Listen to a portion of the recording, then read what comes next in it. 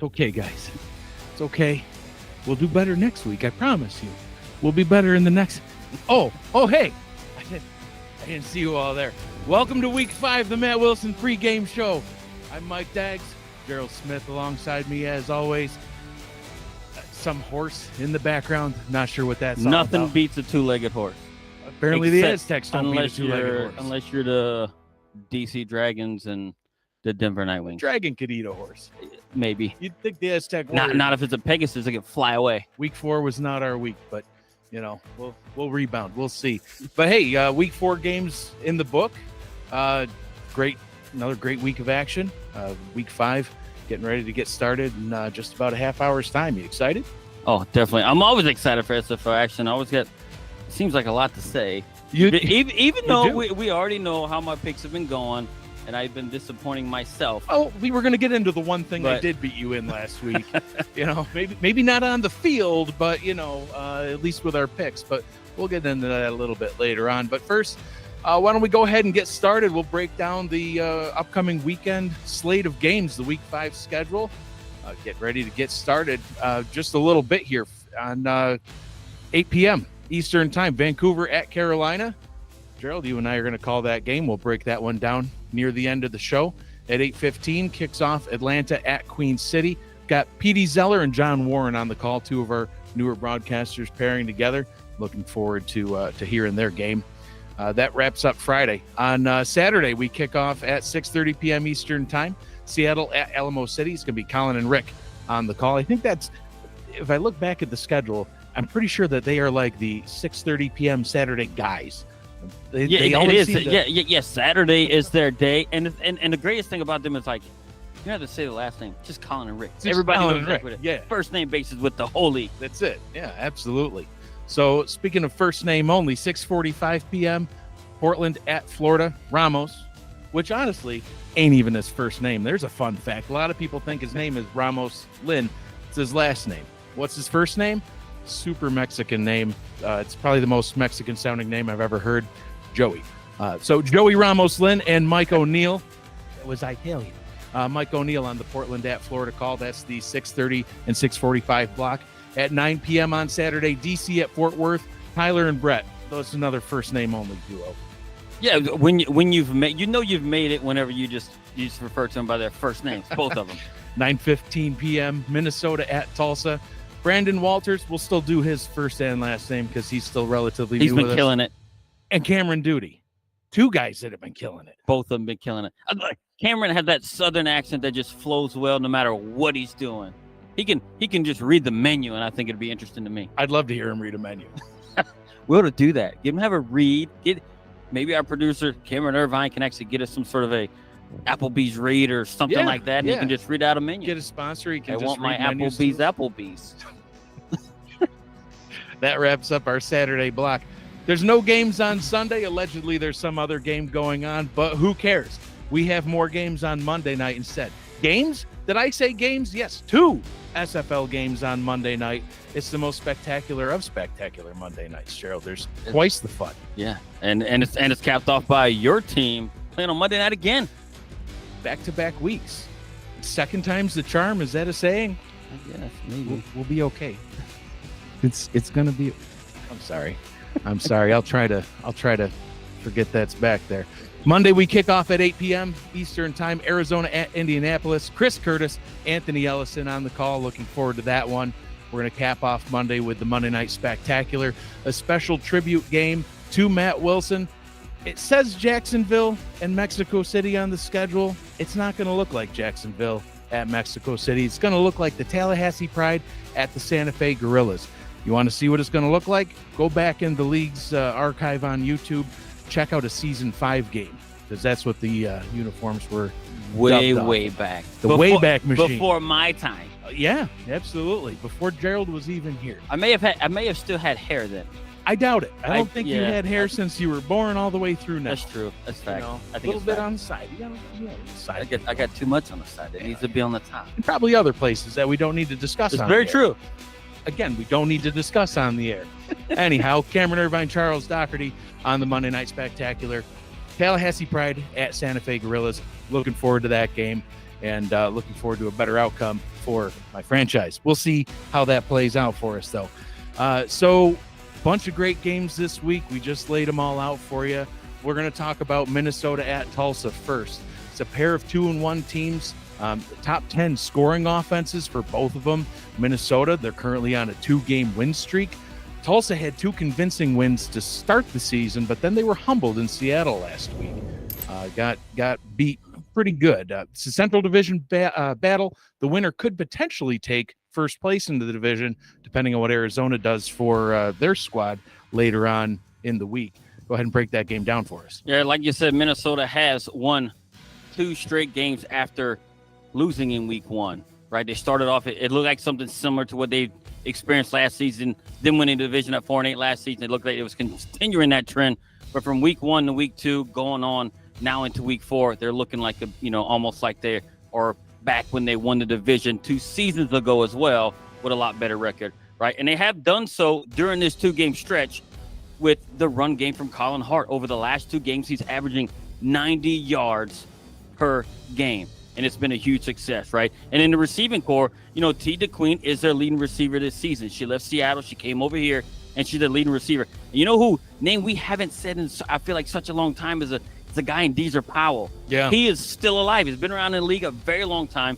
He's still alive. He's somehow, I don't know, maybe it's a zombie walking around somewhere. He decided to just, get back in it in week 2. DeQueen came in and he said, you go ahead. Yeah. And do it. I've been running. Right. My legs are tired. And last week, he ended up with 5 receptions for 141 yards and a touchdown, right? And the defensive side for Minnesota has improved over the last 2 games as well. And they have forced 4 turnovers in week 2. In Mexico. I'm aware. I'm aware. We can just skip ahead. Right. So, and it was against Mexico City, right? And their last game, they only allowed 194 yards of offense to the LA Lycans in week 3. They look sharp over the last 2 weeks.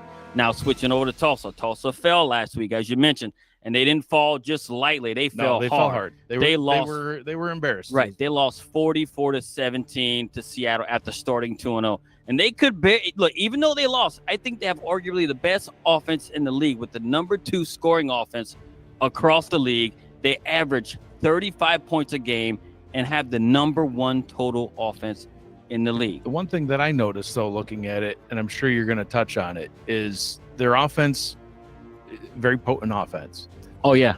But also somewhat one-dimensional. There's like one player in particular that's accounting for more than half their total offense. Oh yeah, for sure. They don't. I mean, they lost Douglas Brown and everything else, so they don't.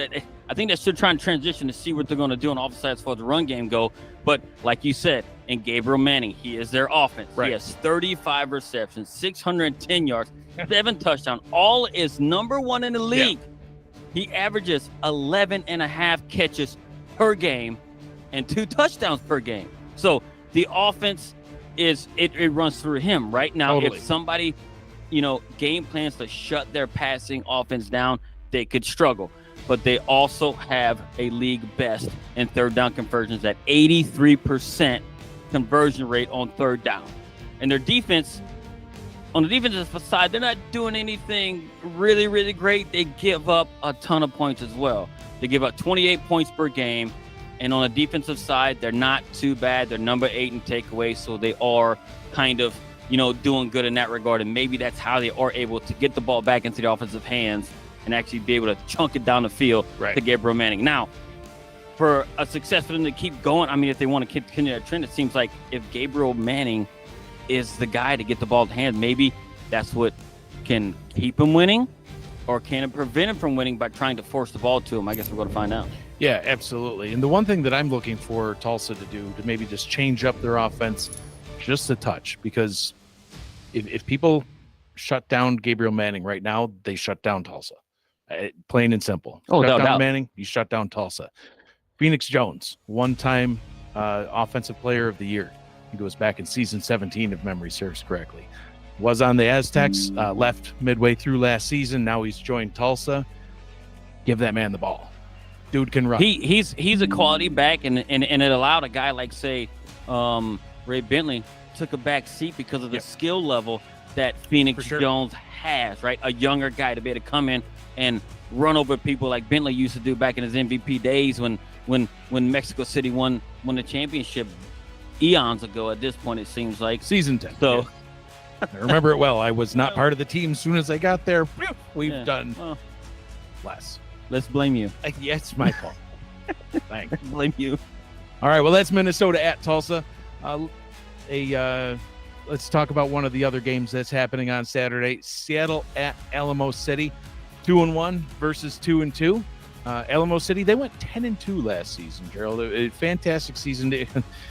Welcome to the South Division, by the way. You're starting to see what we deal with. It's a beat 'em up. It's division. Brutal. It's brutal. Sure, the Revs won last week. With two legs. We don't need a horse with four legs. You only need the two. You just need the two. But it was a tough back and forth game the whole time. We were both sitting here sweating. I'm throwing confetti at you, and then I wished I could take it all back because we were losing. Then I, had to clean up the booth. Anyway, they started 10-2 last season. They already have 2 losses this season, back-to-back road losses, but only by 3 points each. So it's not like they got blown out. Both of those games were close, and they were both on the road. They're back home this Saturday, so at least they'll get their home crowd back into it. Seattle, they're coming off a 4-score, 27-point win over Tulsa. We talked about that one earlier. Well, the previous game we just broke down. But the week prior to that, before everybody looks at last week and says, well, they're going to beat this, Seattle's going to beat the snot out of Alamo City. Alamo City just lost 2 in a row, and now Tulsa, a 27-point win. The week before, Tulsa lost by 28 to Baltimore on the road, and they're back on the road now this week. So home field advantage always comes into play as well. But, a 4-score win one week, a 4-score loss the next. Alamo City, sure, they've got 2 losses, both by only 3 points. So what do these two teams have? Look, and these two teams, the road they've had to get to where they are right now kind of proves that it's tough to win on the road. It's always in all sports. It's always tough to win on the road. But for these two particular teams, they struggled to this point on the road. So and Seattle, like you said, we talked about it just the game before. Yeah. They beat Tulsa 44-17, and they have a very interesting offense. The offense flows through quarterback type attack. It sure does. And some people might not see that as anything different. A lot of offenses run through their quarterback, without a doubt. He's the guy who handles the ball all the time. Sure. But Patak is a unique situation where he's a dual threat quarterback with the ability to run and pass. Yeah, dude's fast. So, and what happens is defense have to keep an eye on him due to his ability to break the pocket. And they have won the last 2 games when he has been more mobile, running out from behind the pocket and averaging 4 yards per attempt out of that. So he is a very impressive QB, and I think he's really, really unique in the field that he is one of the only quarterbacks in the league, even up to this point in the long history of the SFL, through 21 full seasons, that can be called this true mobile type quarterback. For sure. That he's multidimensional, and I think it's going to change how players develop themselves and how defenses construct themselves and how other teams across the league are going to look at what they want in a potential quarterback. Yeah, definitely. Once he takes off, he looks like a running back. Sometimes even faster than some of the running backs out there. He takes off and he flies. Sometimes there is one problem, though, with quarterbacks that maybe try to make too much happen with their legs. Maybe they stay in the pocket a little bit too long. They get sacked quite a bit. Right. But he seems like he doesn't suffer that. But we're going to talk on that here in just a bit. Now, the negative side of the offense, the quarterback has been sacked 9 times in 3 games. And they have not a very good third down performance ratio on offense, right? And that could contribute to on third down, because when is your quarterback back there passing most times? On third down, right? And their running backs have not been very good in the run game. Seattle is going to have to get that side of the offense improved. That way to take some of the weight off of type attack and actually make the offense a little bit more balanced in that way. Yeah. And their defense has the number 24 ranked pass defense. And total defense, it's second to last if we're all counting. There's 25 teams in the league now. There is. So, and they're giving up 26 points per game, and they're doing on both sides of the ball. They're actually giving up 26 points per game. And they're actually scoring 26 points a game. You can't have ties in this league. Somebody's got to win. And they're right on the teeter of what they can do. But they need to get the running backs more involved and play better pass defense. And I'm glad there's no ties in this league. There should be no ties in any sport ever. There should be a winner and a loser. That there's professional teams should not go head to head and then at the end of the game say, well, we both tried. Oh, we both tried. Yeah. Like if it's the soccer or European football, let's get a draw. You get a point, I get a point. That doesn't make sense. No, you either win or lose. No, you get something lose. or you get nothing. Gotta love the SFL. Alamo City, what do they got going on? And they've lost 2 straight, right? They've actually won the first one, and they lost to in overtime against Carolina. In the losses, their quarterback has been sacked 7 times with 4 interceptions with a completion percentage of 49%. In the wins, their quarterback has only been sacked 1 time with 1 interception with a completion percentage of 70.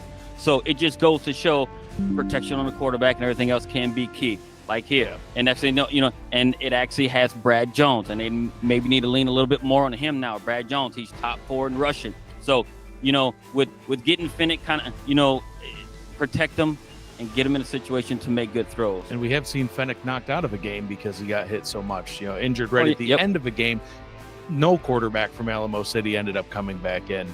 That was their last offensive possession, but still, that could have been in the first quarter. It could have been. And got to keep your quarterback clean. And they need more protection. And look, and it shows that, hey, look, if you can't protect him, they're going to struggle on offense because then it ended up leaning on Brad Jones to be able to carry the team. And I don't know to this point if he's in a situation right now or they're in a situation that they can able to do that. He's doing good, but you need Ace Fennec in that passing game. Oh, yeah, for sure. And on the defensive side, they are the number 2 scoring defense, which you think would be really good. And they have 10 sacks and are ranked number 1 in pass deflections through 4 games. But the negative side of it, they are last in pass defense. They are second to last in total yards allowed per game, and their defense is allowing 64% conversions on 3rd down to their opponents. You can't do that. With those 2 things, if Ace Fennec is not being protected and their defense is not able to get off the field and giving up all those yards, they may continue to struggle as the season goes on. Yeah, absolutely. So interested to see what they do. Like I said, their last 2 games, they only lost by 3 points apiece. They're back home now. Interesting matchup. Can't wait to see that one.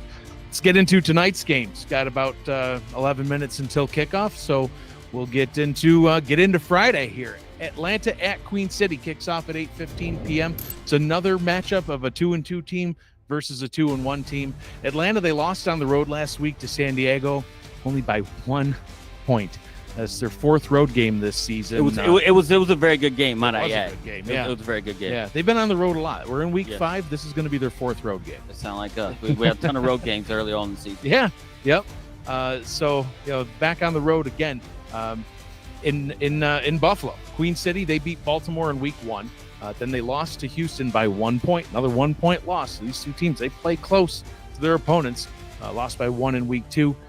Their home opener last week versus Indianapolis, they won by a single touchdown. So some close games for Queen City. Atlanta's top third best rushing attack is going up against Queen City's 5th best rushing defense. So great rushing. I mean, BDG Hollywood. A household name. Yeah. We could probably just call him BDG. BDG, that's the thing. It's on the 3 letters. That's it. BDG. Yeah, BDG. So, and this is the 14th time that these 2 teams have faced off. Quite a history between Atlanta and Queen City. So much of a history that, do you know why there's that particular shade of green in Atlanta's colors? This is a little trivia that some people in the league might not know. Maybe you don't know. Do you know why they have that green? I believe Aquana Shine played for the Queen City Corsairs. Way back when. Way back. He's probably got back when you had hair. Back, if I had hair. If you had hair, it would have been back when you had hair. Yeah, all the way back then. Aquana Shine started his career in Queen City, and then there's a tribute to his original franchise, put that color green into his own franchise. But that's just a fun fact. Let's get into the facts of the game. Atlanta at Queen City. What's Atlanta got to do? Yeah, and Atlanta last week, their comeback fell short against San Diego. And after 3 interceptions in week 1 by quarterback Bryant Dynasty, he has, over the last few games, 5 touchdowns, 1 interception over the last 3 games, which has improved much better. The number 5 scoring offense and total offense, along with, like you said, the number 3 rushing offense, which is led by BDG and Jason Williams to the team. So, and it's all another two backs who combined have about 30,000 yards on their career. Oh, it's crazy. It's ridiculous. I almost think it's unfair that they were allowed to sign on the That's same a lot team. of miles. Like, on so those it's insane. Literal miles. Right. Yeah, I know. And wide receiver K. Marion, who's at 3 touchdowns, is the favorite receiver of Bryant Dynasty thus far. Cease Falco is no longer with the team. And do they miss him?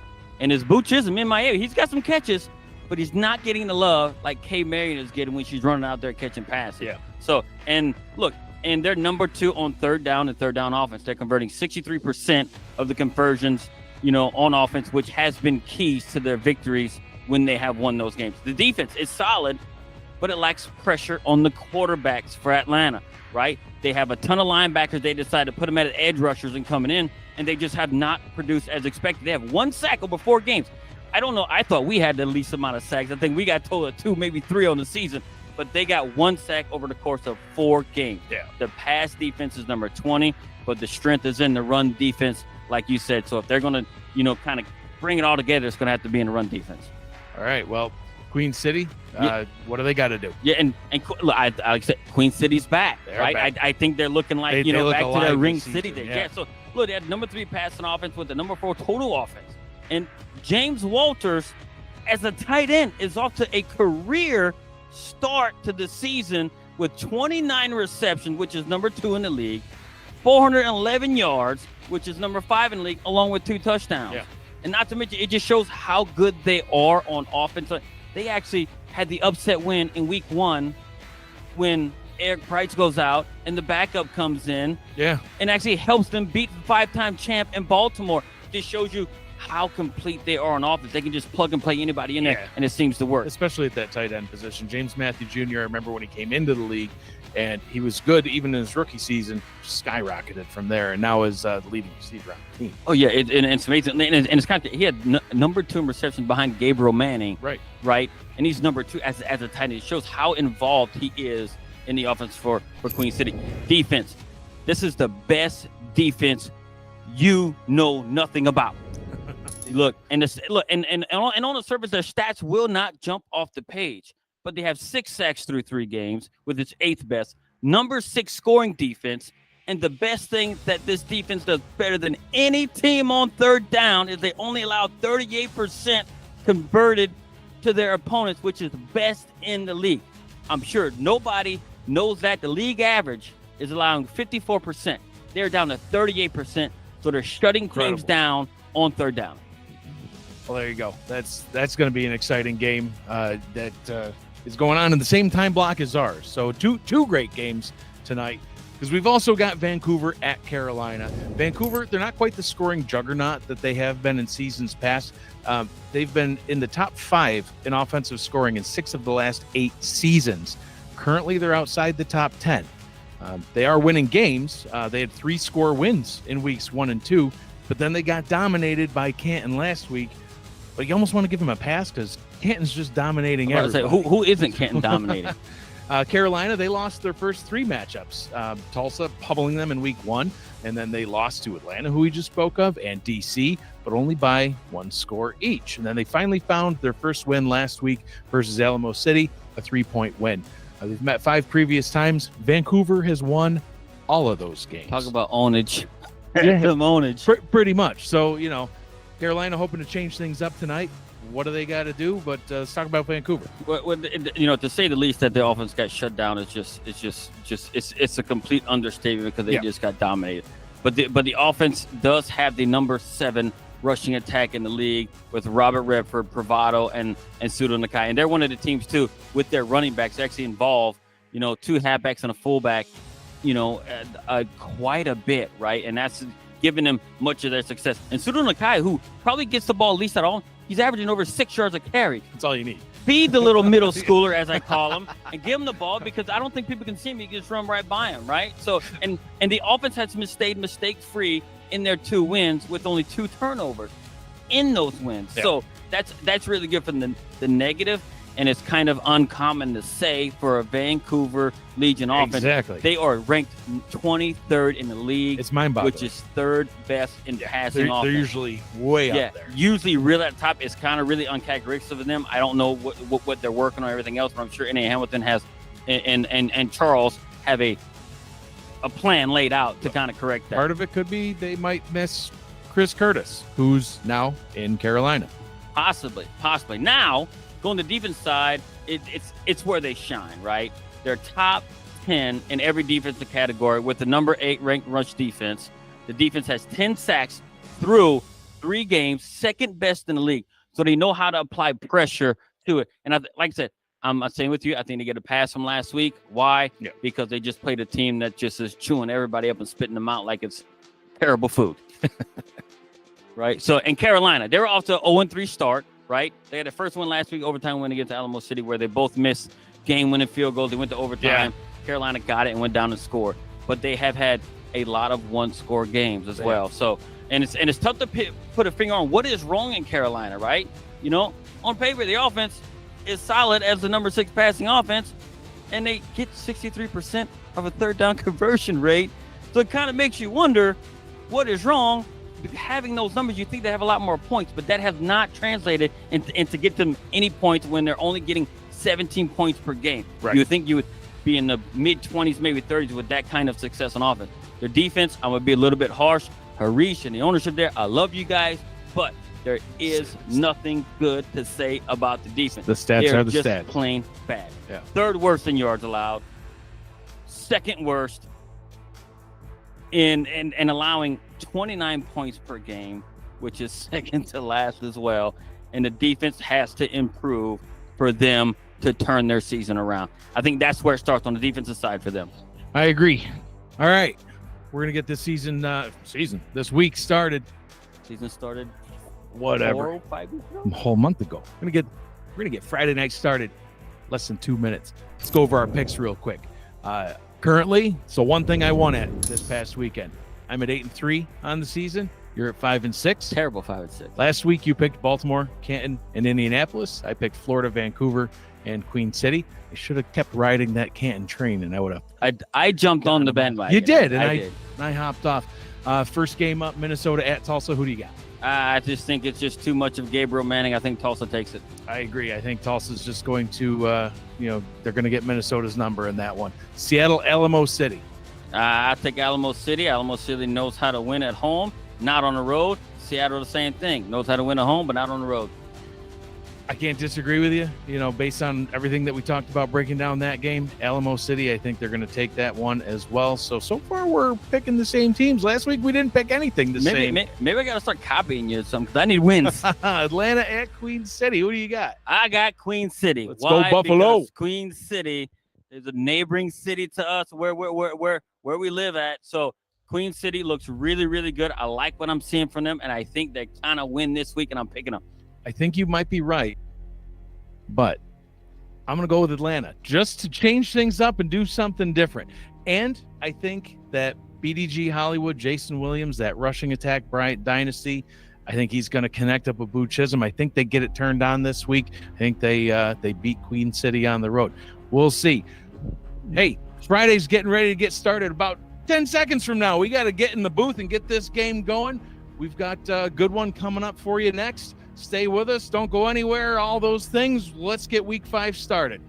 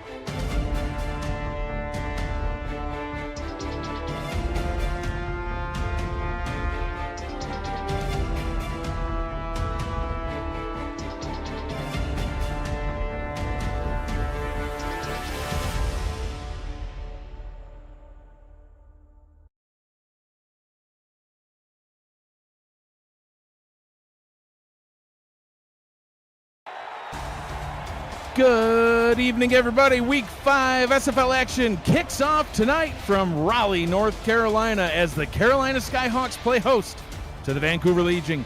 Good evening, everybody. I'm Mike Daggs. Alongside me in the booth is the very well-dressed Gerald Smith.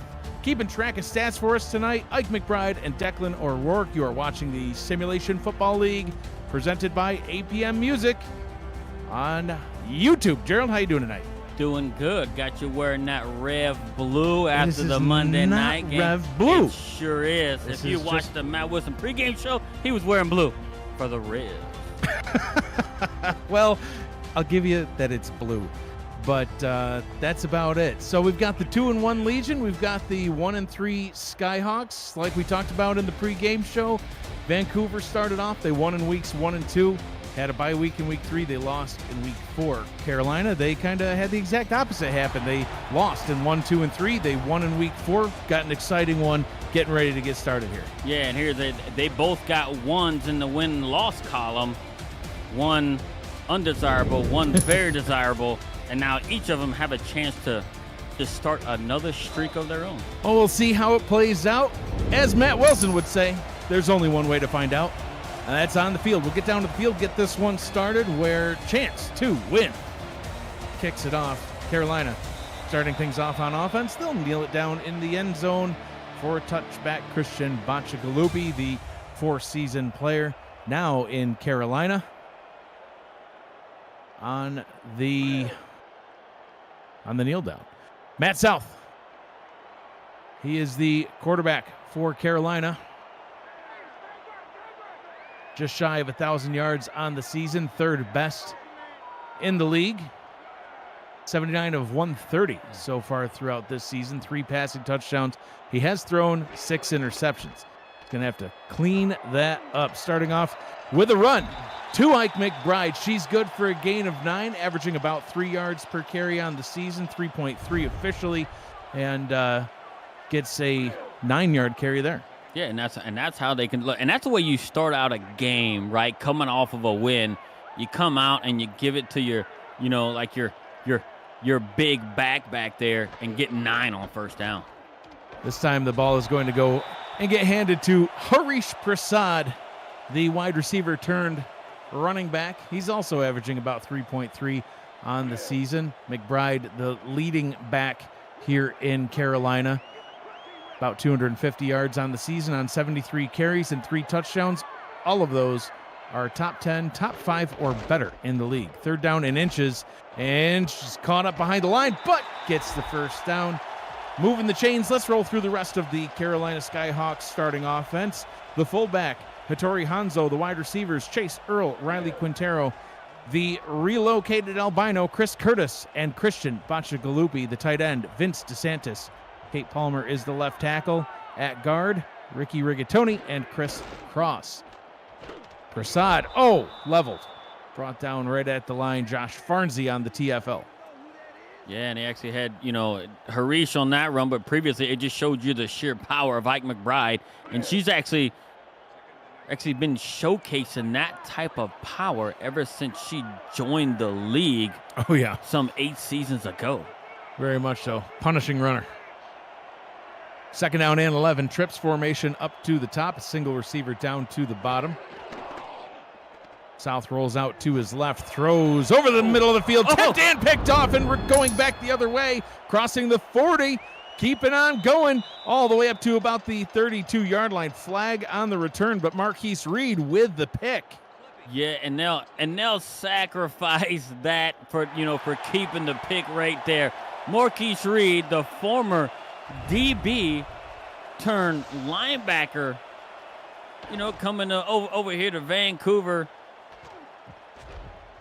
5 seasons ago, and actually picks it off and shows that he still has hands. 33 interceptions on his career, make that 34, and Vancouver, they'll get the ball to start their first drive of the ball game in Carolina territory. They're at the 49-yard line.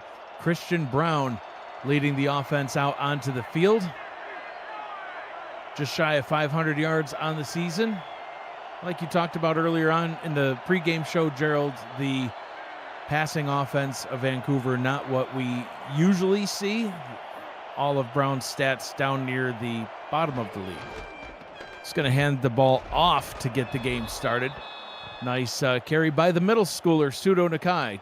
He's got 20 carries, 126 yards. Adds another one on there. Yeah, and with a 6 point, that'll hurt the old average. You got 5 when he should be getting 6 and 6.3. Doesn't hurt it much. No, it doesn't hurt it a whole lot, but it just shows you like how dynamic he can be. Because when he was, he kind of took a couple seasons off at some point, but it kind of comes back. It still shows he still got something in the tank. Hasn't grown yet, though. This time the ball is handed off to Robert Redford, the Hall of Fame running back, getting the carry. His 50th on the season. He's got about 150 yards so far. Christian Brown is the quarterback. You just saw Redford and Nakai. Sawyer Stern and Mateo Pravado are the fullbacks. Nick Lockett, Chris Sunseri, Brett Killian, Kendra Wells, and Zorro Lunar are the wide receivers. First down run this time by Nakai. It'll move the chains and keep this drive alive. The tight ends, Cables McGrill, and Stephen McMichaels. The offensive line, Mike Coverson, Rylan Caudill, Gregory Wino, and Brunter Graham. 6 on the line for Carolina. Flipbacks for Vancouver. Ball is handed off to Redford. And he'll gain 4. Second down and 6. Yeah, and they're actually seem like they're actually getting themselves.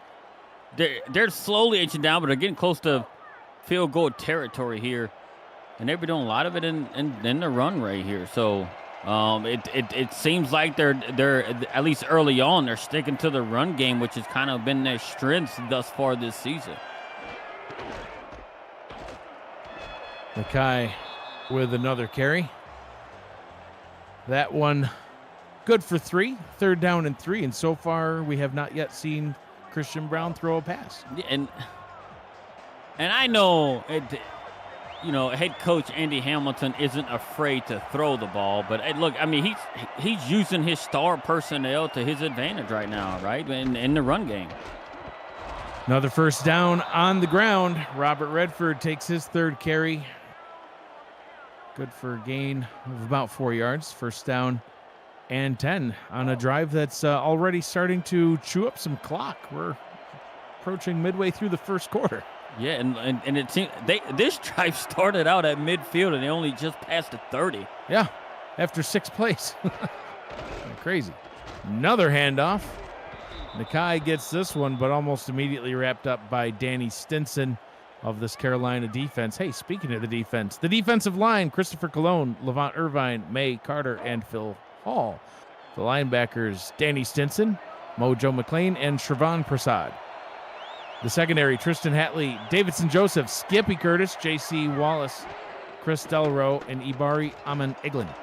And that is the first pass of the ball game to BK12. Sets him up with a third down and inches after a gain of about 8.9. Yeah, the super giant Canadian. I've met that man in person, and he's you probably felt really small. Oh, yeah, he's a very, very large man. Comes up with a huge catch. It looked like he picked it up to me, but they didn't give it to him. If we ever have him on the Matt Wilson pregame show, we're going to have to adjust the camera angle. Mateo Pravado gets the first down carry, and this methodical drive by the Vancouver offense continues. They're doing a great job on the ground. They keep moving the chains on these runs. And they've only had one pass, right? I mean, if you can keep picking up and keeping yourself ahead of the chains, getting yourself, 4+ as an average. I mean, you pick up the first down every 3 plays. Oh, Brown sacked. Carolina defense finally responds to what has been a very methodical drive by Vancouver. Shravan Prasad getting in the backfield, getting the sack. Yeah, and what he did, he just kind of hit himself right off the edge and came right around and unblocked. The guard had no idea that he was coming across because the left tackle had priority on his man right in front of him. He just free rush in there to get a sack. His second sack on the season sets Vancouver up with a second down and 15. 2 receiver set. Brown will throw. Quick pass, and it goes right into Prasad's face mask. I think that caught him off guard, but it counts as a pass deflection, so 3rd and 15. they had somebody blitzing right off the right side, and Christian Brown says, I don't want to get hit. I need to throw it, and it just hit Trevon Prasad right in the face. Now it's 3rd and long. An obvious passing situation here. Brown with 4 wide receivers. Brown to throw over the middle, and that one's incomplete. Oh, I thought that was going to be a catch. Zora Lunar hit him right in the hands, but well defended by Amon Eglin.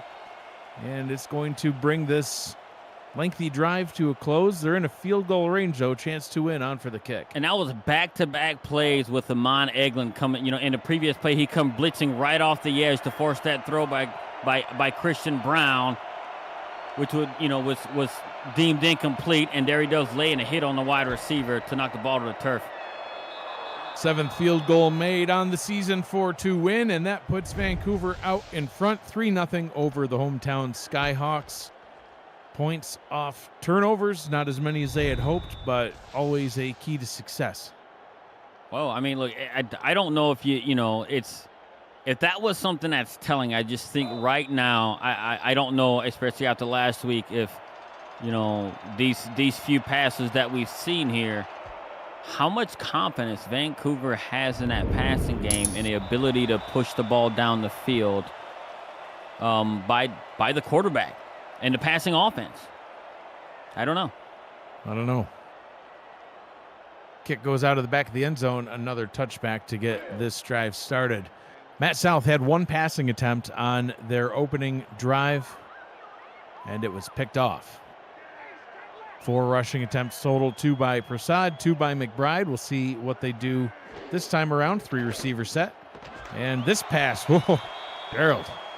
That one looked like it was a little too far in thrown. I thought that might almost get picked off too, but Quintero hauls it in. It's the neck roll.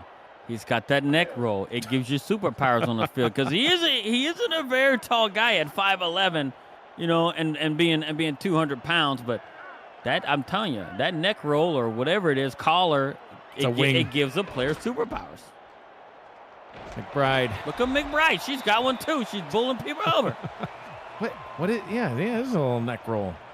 It's like a little pillow. You can just rest your head back in between plays. I might need to just mandate all my players get it. Yeah, if I get that kind of production out of a player, running people over, one hand catching in traffic. Yeah. It lowers their wind resistance. Makes them more aerodynamic. If it works, I'm down. I'm pretty sure that it's all in your head. I'll use it.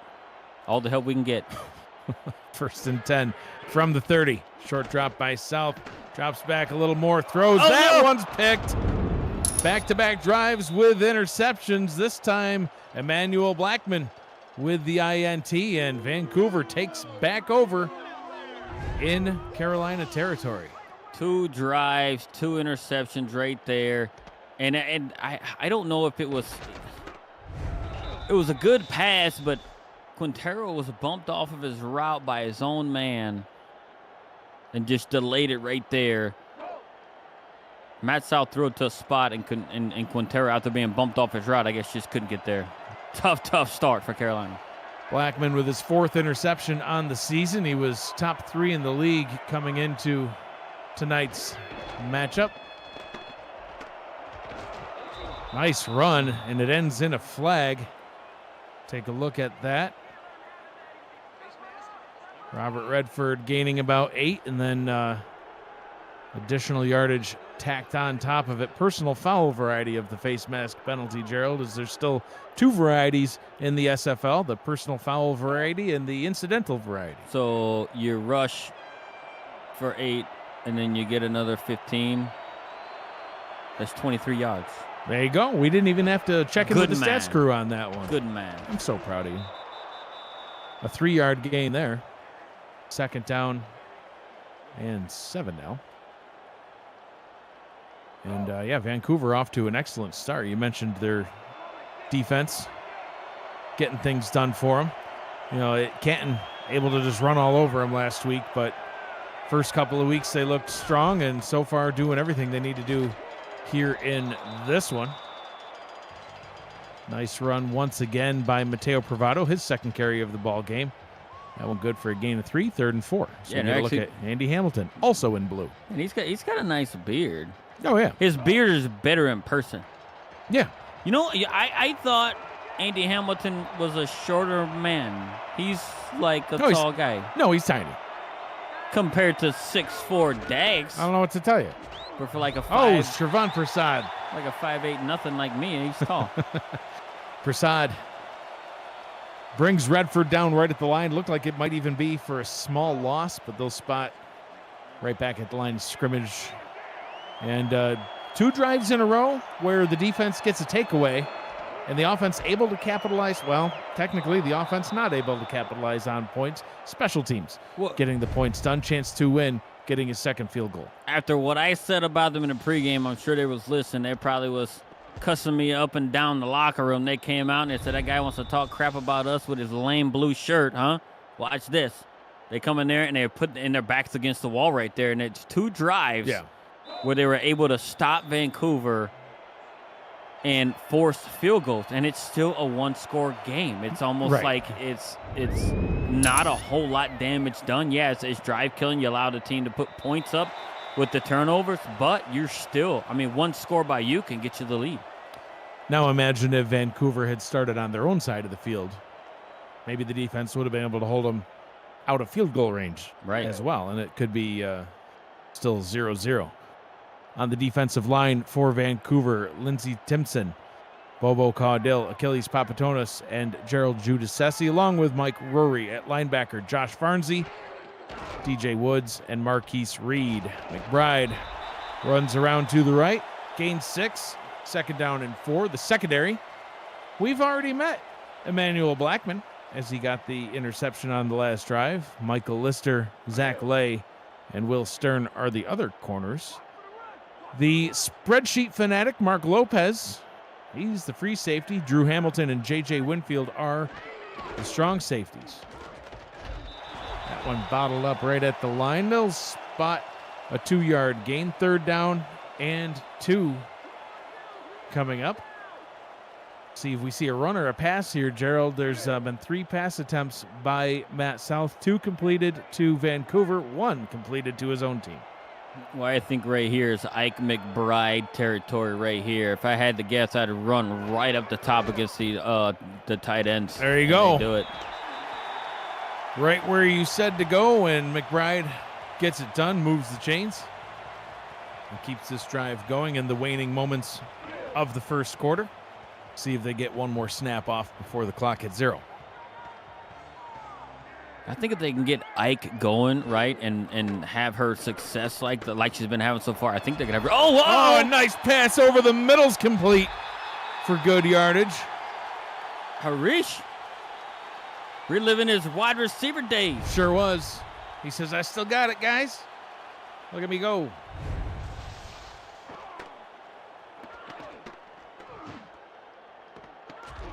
Looks like they split him out as a receiver there. Yeah, and he beat the linebacker right there. I'd take Harish Prasad against a linebacker any day. Him being 6'4", 200 pounds. 1 quarter down already. Fast-moving first quarter. 6-0, Vancouver. You're watching the Simulation Football League presented by APM Music on YouTube.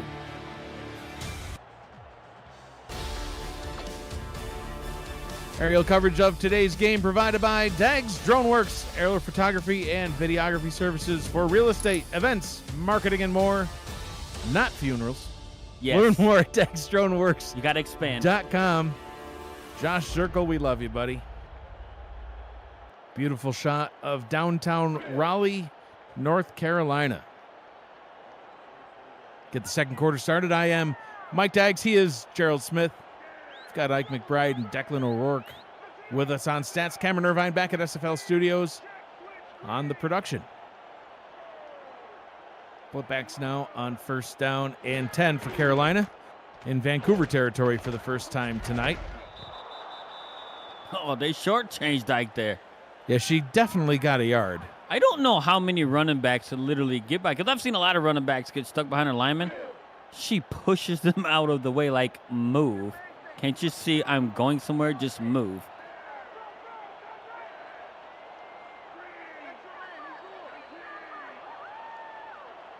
Two backs in the backfield on 2nd down and 10. Man coverage look from Vancouver's defense. Pressure on its way. Oh, another. Oh, dangerous pass. Vince DeSantis just got his clock cleaned, man. Hey, he bobbled it, was looking at where it was going to see if he had a chance. Yeah, and like 10 seconds later. Yeah, and then the Vancouver defender says, "Look out, pal. No chance." That was rough. Took him out. Just watched it on the second monitor. Oh, man, that was rough. Both teams about the same Nobody's in total yards. Matt South throws back across his body to the right, gets the completion. Christian Bachagalupi gets the catch, gets the first down. The former Seattle player comes over to Carolina this season as a wide receiver, and we all know he wins the name game. Whatever game he's in, he comes up with a big catch on 3rd and 10 to get his team right on the edge of the red zone down to the 25-yard line. 1st and 10. Carolina, after throwing 2 interceptions in the first quarter, both leading to points for Vancouver, now have the chance to potentially get things tied up and then maybe take the lead with a touchdown and an extra point. But first, this play. South throws, short pass over the middle, gets it back into the hands of Quintero. He gets his 2nd catch of the day. First one was good for 6. This one good for 5. Yeah, and I really think that 3rd down play on a previous play was a momentum-grabbing play for Carolina right here, because now you're going to see them play with a little bit of a different type of confidence on offense right now. Right on the edge of the red zone. McBride takes the handoff. Oh, bottled right up at the line again. This Vancouver defense swarming all over her. Josh Farnsey got there first, 3rd and 5, no gain. Yeah, well, it almost seemed like they knew what was coming, right? Because they just shot the gap right there and just, plugged up any chance for her to get through the, through the first set of line right there. 3 receivers set on 3rd and 5. Pressure on his way. Oh, and he fumbles the ball. Oh, no, he fumbles it in the defender. Picked up by Vancouver, and it's another drive with a turnover. Unbelievable. Bobo Caudille. Huh. The running back tried to cut Bobo at his legs. He just kind of sidestepped it, kept his feet, and kept going, and then has a strip sack. DJ Woods caught the ball. The ball never even hit the ground. Ball popped out, and Woods was right there and was like, I'll take this. Wow. 3 drives, 3 turnovers. Vancouver back in possession, this time backed up to their own 28-yard line. Their worst starting field position of the day, and Levant Irvine trying to make it a little bit worse. 2nd down and 10 after a very short tackle for a loss. And I was thinking about the size of Bobo Caudille.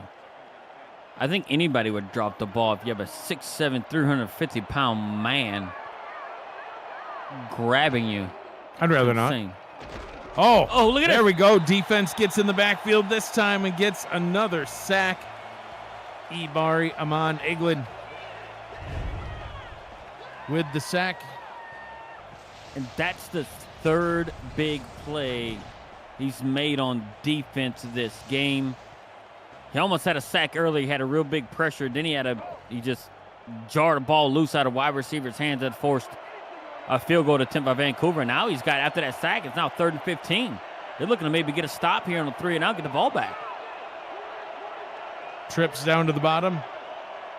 Brown changing the play at the line. 5-step drop. Oh, look at it. Steps up and runs right into the waiting arms of Christopher Colon, who rips him down. 4th and 20. That's how the defense needed to respond, Gerald. Another turnover. Vancouver gets the ball. How far do they go on this drive? They lose 10. Yeah, look, and think about it. Where was this Carolina defense the first 2 weeks of the season? Yeah. And they're rated so far behind because they have definitely stepped up, even though they've given up 6 points thus far. But their back has been up against the wall, and they've responded every single time so far. 2 and on to punt. Multifaceted kicker punter kicks it back to Christian Bachagalupi. Takes it back at midfield, returns it for a gain of 3, and they'll start over in Vancouver territory at the Vancouver 47. Vancouver versus Carolina tonight.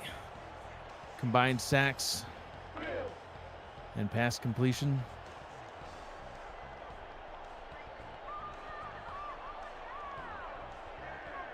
First down and 10 from the 47-yard line.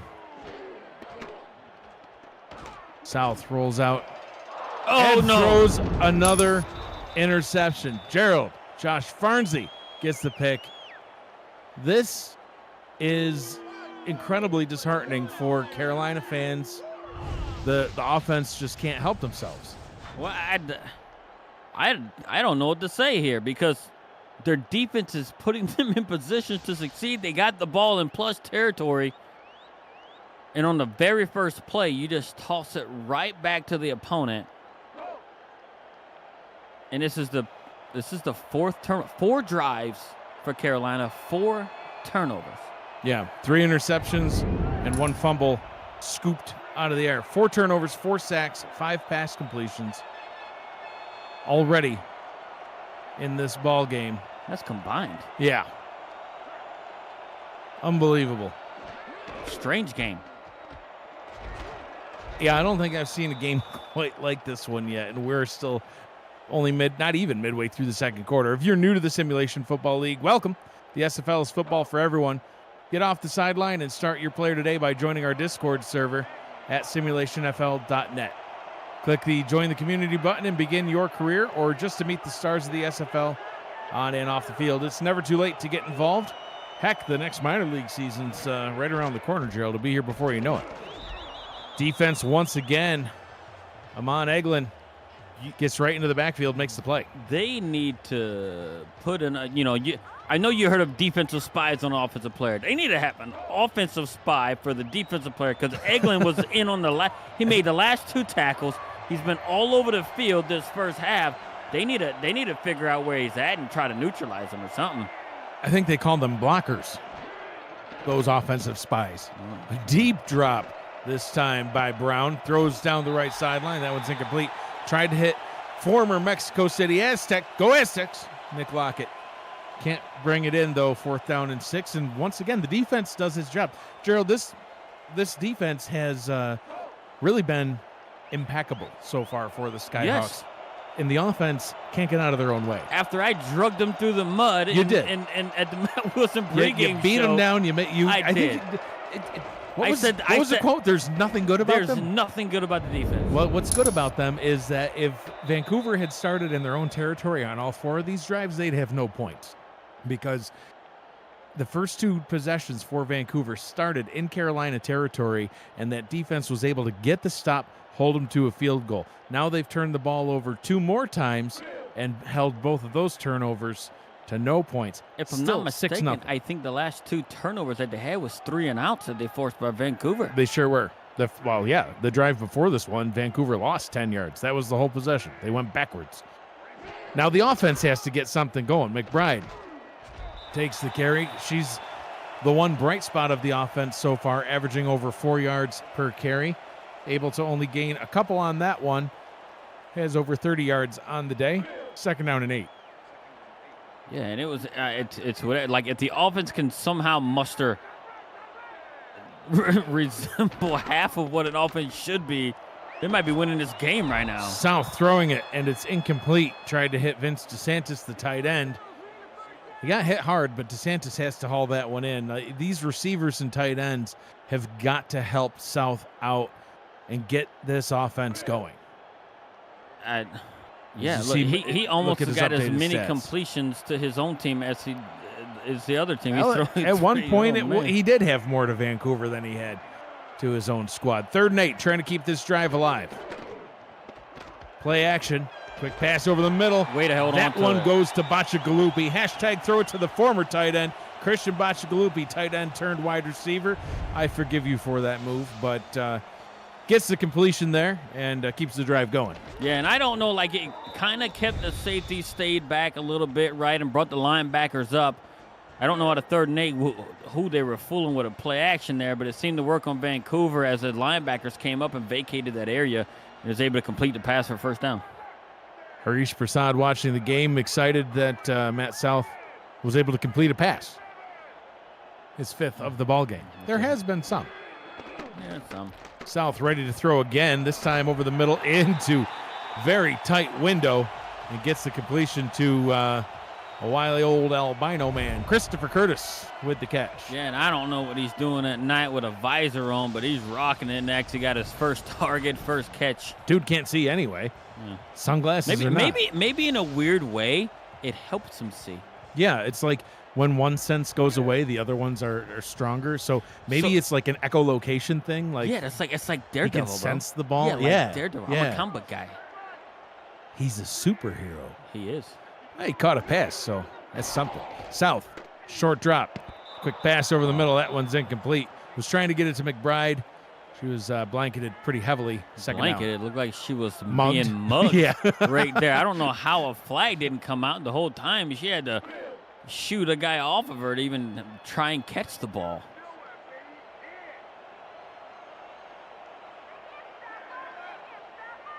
Two backs in the backfield in Vancouver territory once again. McBride trying to get around to the left. What a stiff arm. Oh, Ike McBride gains 9, steps out of bounds, 3rd down and 1. Bull Caudille felt the stiff arm from Ike McBride right there. Oh, my God. She stiff-armed him so bad that Josh Farnsey tripped over his body.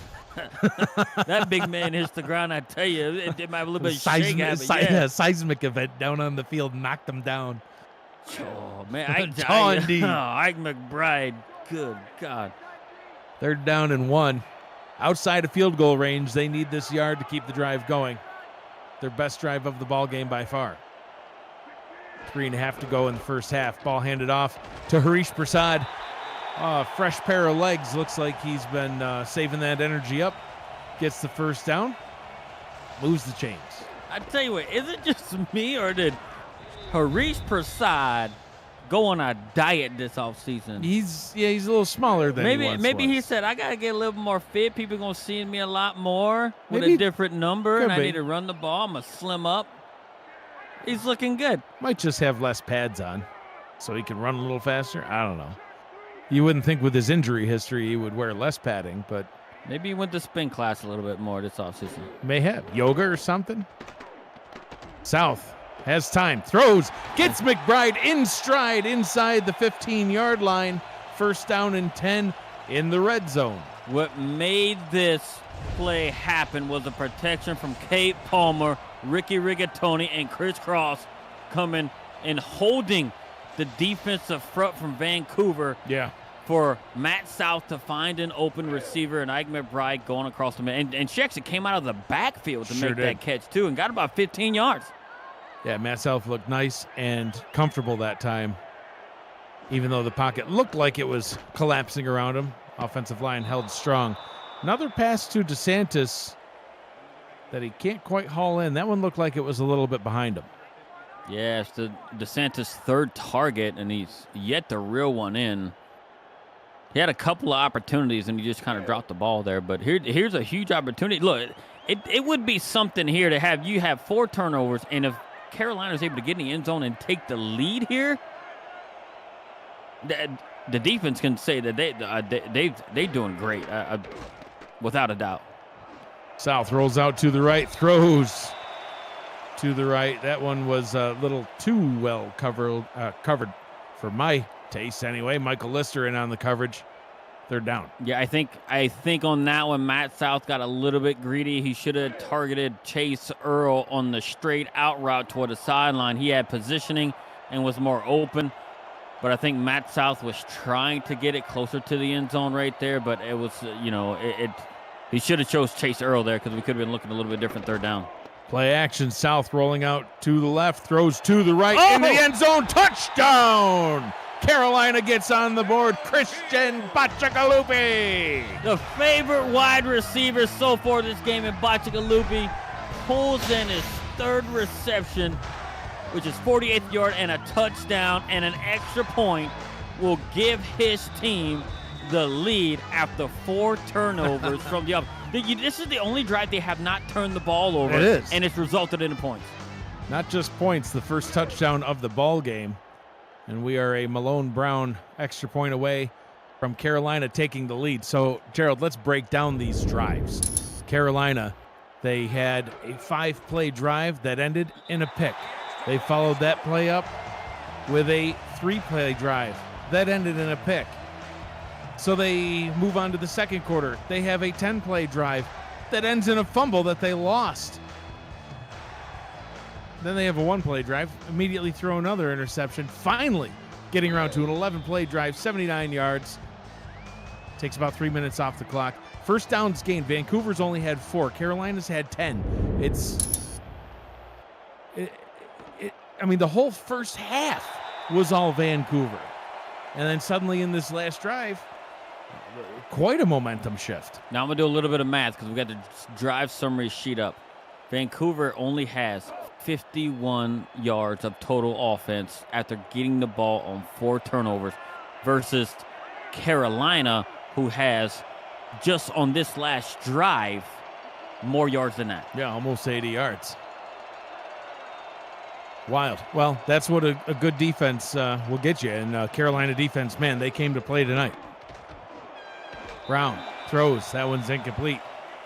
Amon Eglin, who's gotten multiple tackles in the backfield, has a couple of pass deflections on the night as well. It's really impressive. After like I said, I drug them through the mud. You sure did. And they're putting this is the kind of defense championship teams play with. You take a look at the average yards per play. It ain't even close, and it's all in Carolina's favor. So, they've been moving the ball. The problem is they end up giving it away at the end. Yeah, and look, and this is Vancouver right here. They have not gained a yard on this drive right here. It's 3rd and long. I think this is, Vancouver is not looking like the Vancouver we saw week 1 and week 2. 4 wide receiver set, 2 to the left, 2 to the right, single back in the backfield. Brown to throw. Goes over the middle and overthrows his target.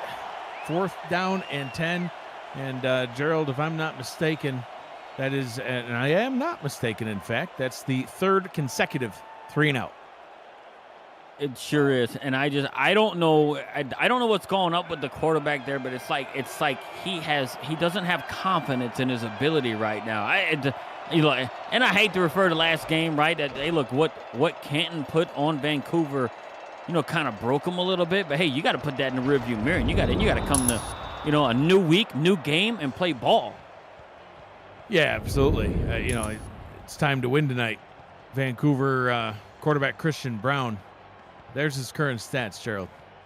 That's just it looks like an error, but it's not.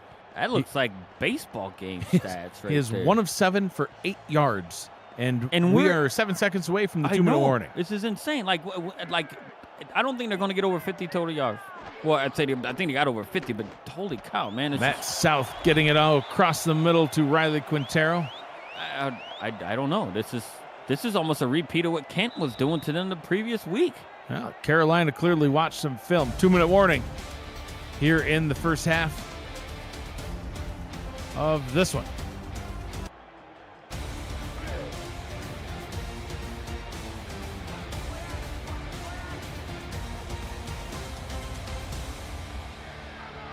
As you saw, Matt South's updated stats, 9 of 17. About 120 yards, got a touchdown, 3 picks. Also has a lost fumble, like McBride getting the carry. Can't gain anything on that one. 3rd down and 1 coming up. So Ike McBride alone has almost as many yards by herself. No, she does, because she's actually caught a pass. Yeah. Than the whole Vancouver offense has. One-woman show. Although on this side it's not, because you've got Harish Prasad getting yards. You've got Christian Bachagalupi, who I've been able to call his name several times tonight, which is fun because it's just fun to say. Riley Quintero has a bunch of receptions his way. Even Chris Curtis caught one using echolocation. 1st down and 10 from the 42. He should wear a cape. South, over the middle, back to Quintero. And the offense has come to life. First down and 10, and they call their first timeout. The protection once again by the offensive line and Palmer, Rigatoni, and Cross. It's been good for Matt South. Like he started out real rocky on 4 straight drives with 4 turnovers from him, and he's turned it around, and they're playing with a bit of confidence now. DeSantis, the only one without a catch, along with Chase Earl. So a pair of receivers without a catch. DeSantis has had a couple targets go his way. That time it goes back up top towards Quintero. That one's incomplete. Well defended by Vancouver. It looks like DJ Woods was in on that pass deflection. Yeah, they tried to go with a little quick slant right there, but Woods was right on top of it, got right in the passing lane and almost picked him up another one. Matt South on his last 10 attempts completed 6 of them for 85 yards. Also has a 15-yard touchdown pass in there. No interceptions in the past 10, Gerald. That's the key. South, throw over the middle. Chase Earl sighting. Yeah, Chase Earl checking that one off the list of people who still need a catch. And the Skyhawks call their second timeout. Little known fact, I don't know who cares, but I know Chase Earl cares, so I'm going to say it. And I care. I care too, man. Chase Earl is actually a franchise leading receiver in Louisiana Revolution history. Oh, no, I was wrong. I don't care. Broke my heart when he left, but hey, he's got him on a good squad, though. Yeah. Good to see him get a catch. Absolutely. South, up top, complete. Bachagalupi to the 10, steps out of bounds. First and 10 from about the 10.5, inside 1 minute to go here in the first half of action. Are you liking the game so far? I don't think the Skyhawks fans were in the first half of the game, but then here in the last few minutes, they certainly are. Smash that like button and subscribe to the channel if you haven't already. The SFL produces over 400 events a year. There's no one else that gives you more football. Don't miss a minute of SFL or SFLM action and help the channel grow through your support.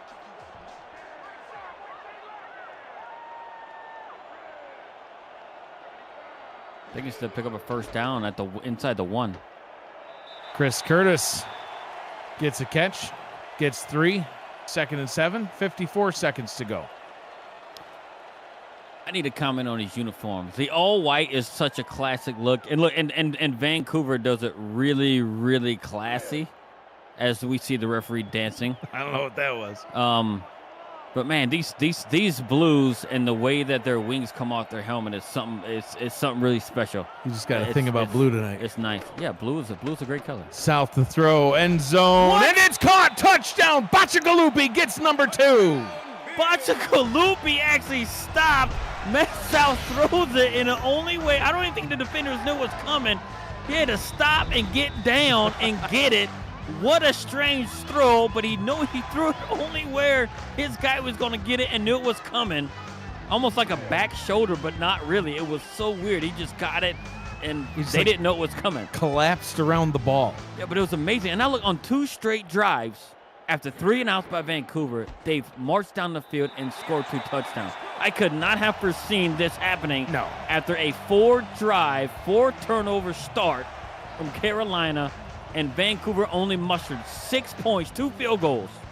Now let's talk a little bit about Vancouver. Obviously, they've struggled so far in this one. I don't think they're going to struggle all the way through. I think they're going to get something turned around. And even though the momentum, if we had Rick Northrup on this call, that old Rick meter would be pegged hard on Carolina right now. But all that being said, it's still a 1-score ball game. Vancouver's got the ball. They got 51 seconds. They got all 3 timeouts. They could go down the field. They could potentially score, get a 2-point conversion, tie this one up, and they'll get the ball back to start the second half. So there's plenty of football. Now, you do realize on the last 3 drives, Vancouver had mustered a total of -6 yards. See what they can do here. This time they gain those 6 back. Now they're back even. at 0. Yeah, now they are even at 0. 2nd down and 4. And I'm surprised to see it, Gerald. They're content to let the clock roll with a veteran quarterback like Christian Brown. I'd try to make something happen. You're at least in field goal range, but Maybe they just want to head to the locker room and regroup. Yeah, I don't know. I think they're going to go in there. They're going to get their orange slices and pickle juice and see what else they can come up with coming out in the second half. You think they got Wickles pickle juice in the locker room? That would make you run, wouldn't it? That would light a fire on them. Wickles. An amazing thing. If you've never had a Wickles pickles, just imagine if you took a pickle and then lit it on fire somehow and ate it while it was still flaming. That's a Wickles pickle. Man, they are amazing. Brown, deep downfield. Overshot his target, 1 second to go. Yeah, and they're just going to be content right here. If they throw a pass with 1 second left, I don't know. They might Hail Mary. They might be in the Hail Mary range, but I wouldn't chance it the way the wheels have kind of fallen off after you stop picking balls off. Yeah. It's I don't know, man. Oh, they're going to throw it, it looks like. 4 wide receiver set. Brown in the gun. Deep drop. Heaving it downfield. And almost complete. But it falls harmlessly to the turf. And that's going to bring us into halftime. 0-0s on the clock. So, wow, a game that started off with the Vancouver defense looking like they alone were going to be able to just will the Legion to a victory. The Carolina defense is the one that stepped up even more and effectively shut down the Vancouver offense. Carolina's offense comes to life late in the second quarter. Back-to-back drives, an 11-play drive, a 9-play drive, both ending in touchdowns, both going to Christian Bacigalupi. Your thoughts on the first half? It just started out real hot for Vancouver, getting those turnovers. They had plenty of 4 straight turnovers to put more points on the board. They were only able to get success out of 2, but they only amounted to 2 field goals. Now, we got to start asking ourselves, and so does Vancouver, did them losing to Canton kind of expose something in there that said, hey, that team's found something that they can exploit and attack on that Vancouver offense? And guess what? That Carolina seems to have done it because they played a tremendously good first half defensively, because they haven't even allowed Vancouver to get, 100 yards in one half. They're right. Well under 100 yards. I think they got, maybe 70 yards of total offense in the first half. And as of right now, I know it doesn't look like it on the scoreboard, but Carolina essentially had been putting it to Vancouver after that 4 turnover start that they had. Well, let's get the second half started. Vancouver, let's see what they can do with it on offense. They'll get the ball to start things off. I'm Mike Daggs. He's Gerald Smith. Got Ike McBride. Declan O'Rourke on stats. Cameron Irvine back at SFL Studios. And, hey, he's got a game break for us. So let's send it back to SFL Studios. Cameron Irvine, take it away. Thank you, Mike. Queen City was all over Atlanta to start this game, but the rookie, Henry McGee, takes the kickoff return and gets away from 2 different players, and he's gone. Touchdown, Atlanta, to keep it close, 14-7 towards the end of the first half. Back to you in Raleigh. That was insane. Well, Henry McGee is probably one of the fastest men to come out of the minor leagues in an extremely long time. He showed his speed right there, so I'm just running away from everybody. Let's take a look at the first half 67 team stats. yards. Yeah. I mean, it's incredibly lopsided Carolina's way at this point. Carolina has 3 times more than them. Almost 4. Nakai getting a 3-yard carry there. 3rd down and 3. And the one thing that Vancouver desperately doesn't want to do after kicking off to start the game and receiving the ball to start the second half is go 3 and out now. Well, I would keep an eye on wherever Amon Eglin is, because he usually shows up in these situations. He's up top. They go down to the bottom, spinning and not that's a able to tackle. get there. Oh, wait. They're giving him a first down? What? We'll see if he's got a flag there. That wasn't even close. But what an open field tackle. A beautiful open field tackle. I do tackle. believe that was either Levant Irvine or Trevon Prasad coming out there and making that tackle. I think it was Trevon, but speaking of Prasad, came out of nowhere. Head coach Prasad throwing the flag. He was a whole yard short looking at the other monitor here. Well, let's take a retroactive look at the play presented by Retroid. Get your SFL console at GoRetroid.com. And he swings his right arm over, but if that's not a yard shy, then my name's not Mike. Call is overturned, so I get to keep my name. Well, I remember one time you said I knew you were going to say this. You mentioned something about eating a hat. I did. And guess what happened? You did not eat that hat because you said, I'm not wearing a hat. It's true. I totally lied, as come to find out. I need to put a all-time Mike Daggs call reel and play it during the show one time. So Vancouver goes 3 and out. Get the second half started, and the red-hot Skyhawk offense about to get the ball back. They got their Wickles at halftime. They drank their Wickle juice. And when we were commenting about Wickles Pickles, I noticed that Ike McBride in the chat said she loves Wickles. She knows what's up, man. The question is, does she do the spears? Does she do the chips? Does she do what? Because that's the truth. I love the Wickle spears. The spears are magnificent. They are. Now I get them. I love you, Ike. She's on top spears. of it. Yes. That's why she's phenomenal at stats. She what's ate up. her Wickles before she got on the broadcast. Or even during it. When Why you're not? on stats, you could, dude, we could probably eat a jar of Wickles Pickles while calling the game. Dude, We would just have to take turns. I'd be sweating. First down and 10 from the Carolina 30. Matt South in the first half, 14 of 23, 163 yards, 2 touchdowns. Ike McBride had 42 yards on 10 carries through the first half, adds 5 on right there. Christian Brown likes the chips. I'm not a fan of the chips. They even make the baby deals. They call it the dirty deals. Dirty dills? Yeah. I don't know. They're not as good as the spears. Oh, those spears are. That's the way to go. I got a whole stockpile. You I'm need more, aware. let me know. I'll take another jar anytime. Harish Prasad gets his first carry of the second half, gets the first down. Look, and they're just picking up where they left off in the first half, right? Like Ike McBride doing her thing, all charged up on Wickles and Wickle spears and Wickle juice. And then, when she needs a spell to get another swig of that Wickle juice, here comes Harish in there to kind of do his thing. McBride, this time stuffed in the backfield.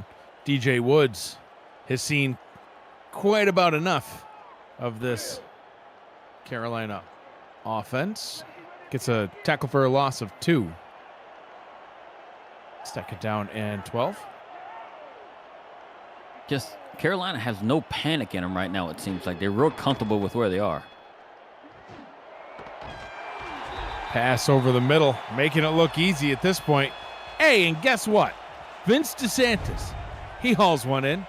4th time's the charm. Hashtag throw it to the tight end. And he came from the opposite end of the line right there, right? Everybody's looking to the, everything on the out with the screen pass looking right there. All the defenders fall that way and just trailing. The screenplay right there is DeSantis coming in there, and Matt South just hits him right in stride, picks up the first down. McBride takes the handoff for a gain of about 2 yards. Second down and 8. I'm glad that when we were watching the Aztecs Revs game last week and we were on camera, that Cam was able to figure out that I was trying to make a hashtag with my fingers to say hashtag throw it to the tight end and wasn't throwing up some sort of subliminal message gang sign or something. Yeah, so he's a smart guy. That he is smart. And look, and Charles had a blast with it. He's like, I don't know, man. Maybe it's a gang sign or something. We didn't have audio. No, what a fun broadcast that was. That had to be one of the most entertaining. And there's been many. That's not to discredit any other broadcast that's ever been done. But I had so much fun. It's a good time. I had fun throwing confetti on you on my 1 touchdown. 5 wide receivers set, 3rd down and 7. Congrats to the Revs on the win. Pass. Oh my God! A jumping, diving catch. Riley Quintero. He gets a diving grab. That's a nice hands catch. Brought to you by Retroid. Put a Retroid handheld in your hands. Play the only video game with your player in it. SFL 4K23. Look at this. He's flying. He's the superhero. Right, he flies up because he's got the neck roll working. He jumps out there, and then you saw him stand up and do the superhero pose right after it. That was a thing of beauty. Clip that and put that in the archives right there. They got to get an alternate uniform that's like some sort of superhero look. Although this one is actually, they got the right, they got like Superman colors. Oh, yeah. You know what I mean? Many superheroes are red and blue. You got the Spider-Man, you got the Superman. Well, yeah. It's the colors of the finest country in all the land. Right, and you got Captain Marvel, too, working it, too. You know what I mean? It's nothing against Canada. Because they're here. Yeah. Second and 10 from the 34. Another nice Carolina drive, trying to get back to Quintero again. Blanket coverage that time by Zach Lay. Lays him out, in fact. 3rd and 10. But Carolina is on the edge of field goal range. I know they got a really good kicker, on their squad, Malone Brown, but if they can pick themselves up at least, not necessarily pick up the first down and really want to pick it up, right? Go down there and score another touchdown. But if they can get themselves near 30 or right inside the 30, I think they have a chance at a field goal. Kicking into the wind going this direction, though. We'll see whether that affects it. Oh! Whoa! He's going to pull that down. Quintero hit him right in the hands. Once again, great coverage by Vancouver. I missed who got that hit, but somebody on the Vancouver defense broke that pass. Yeah, he's got to pull that down. He had positioning, but I guess when you take a kidney shot like he did in the back, I don't know if if that's something that's going to have you hold on to the ball at all. Looks like that was J.J. Winfield who got that hit, and that, you can see the wind affecting the ball there. That just outside of field goal range, especially with the wind, and they have to punt it away. Vancouver, their defense is able to break the trend of Carolina drives with touchdowns. That was a 10-play drive, Gerald, and it only went 31 yards. Vancouver gets another shot at it. They've had 1, 2, 3, 4, 5 3-and-outs in a row. That's just so crazy. It's unheard of, honestly. Redford breaks a tackle and gains 6. Ramon Eglin bringing him down. 2nd down and 4. Have you ever wanted to be a play-by-play or analyst broadcaster? We're looking for some passionate SFL participants or viewers like you to join the team for the next minor league season, kicking off in just a few months' time. Please visit simulationfl.net/broadcasting for more details on how you can get your voice on the call. That time the run goes to Mateo Privado. And guess who's there? Gain a yard. I'm in England. Yeah, making yet another tackle.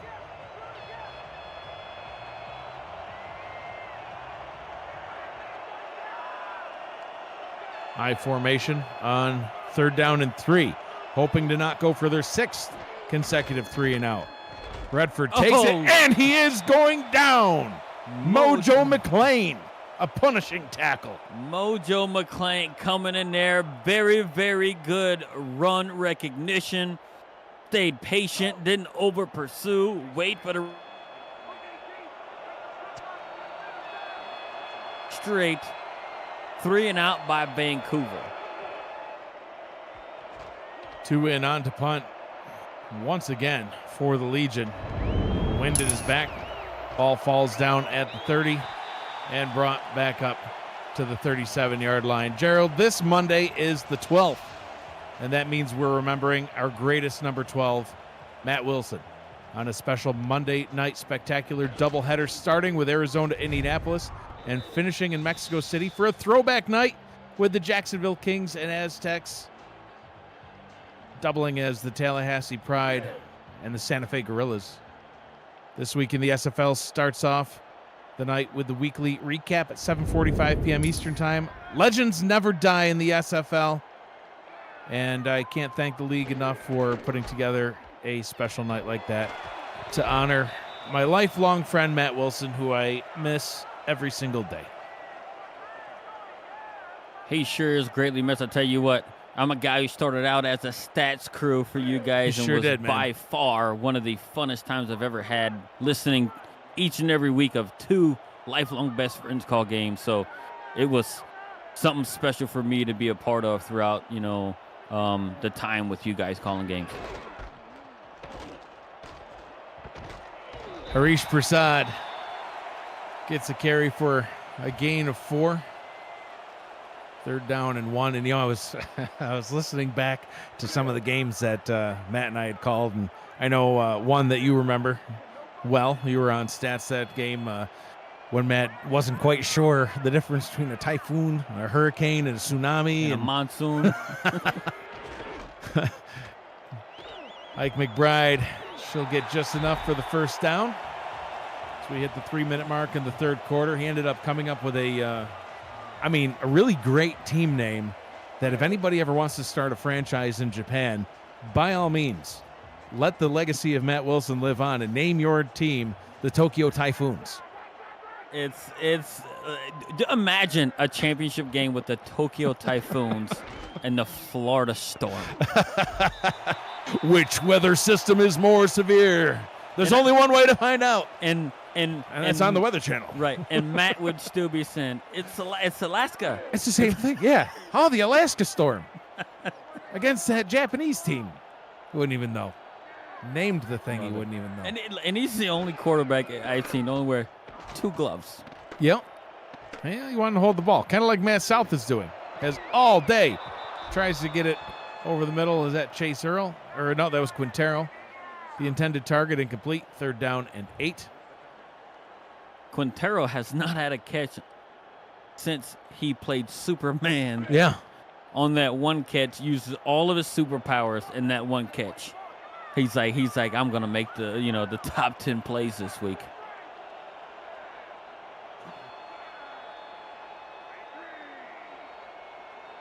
I would keep an eye on, if I'm Vancouver Leafs, to keep an eye on Bachikalup. He's coming up in a couple of big 3rd downs this game. South, the throw, rolls out to the right, throws. Woo! Oh, my God! Oh, no! Quintero! Quintero's wide open. He's so wide open, it looks like he just came off the sideline. No one's even there, and he can't haul it in. It was. I'm laughing because that was about the easiest catch I've ever seen.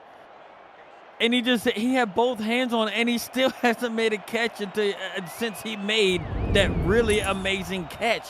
He must have like a piece of kryptonite in his pocket or something. I have no idea. Somebody slipped it to him. Quintero, 5 receptions on 13 targets. 11 receptions on 16 targets total for everybody else.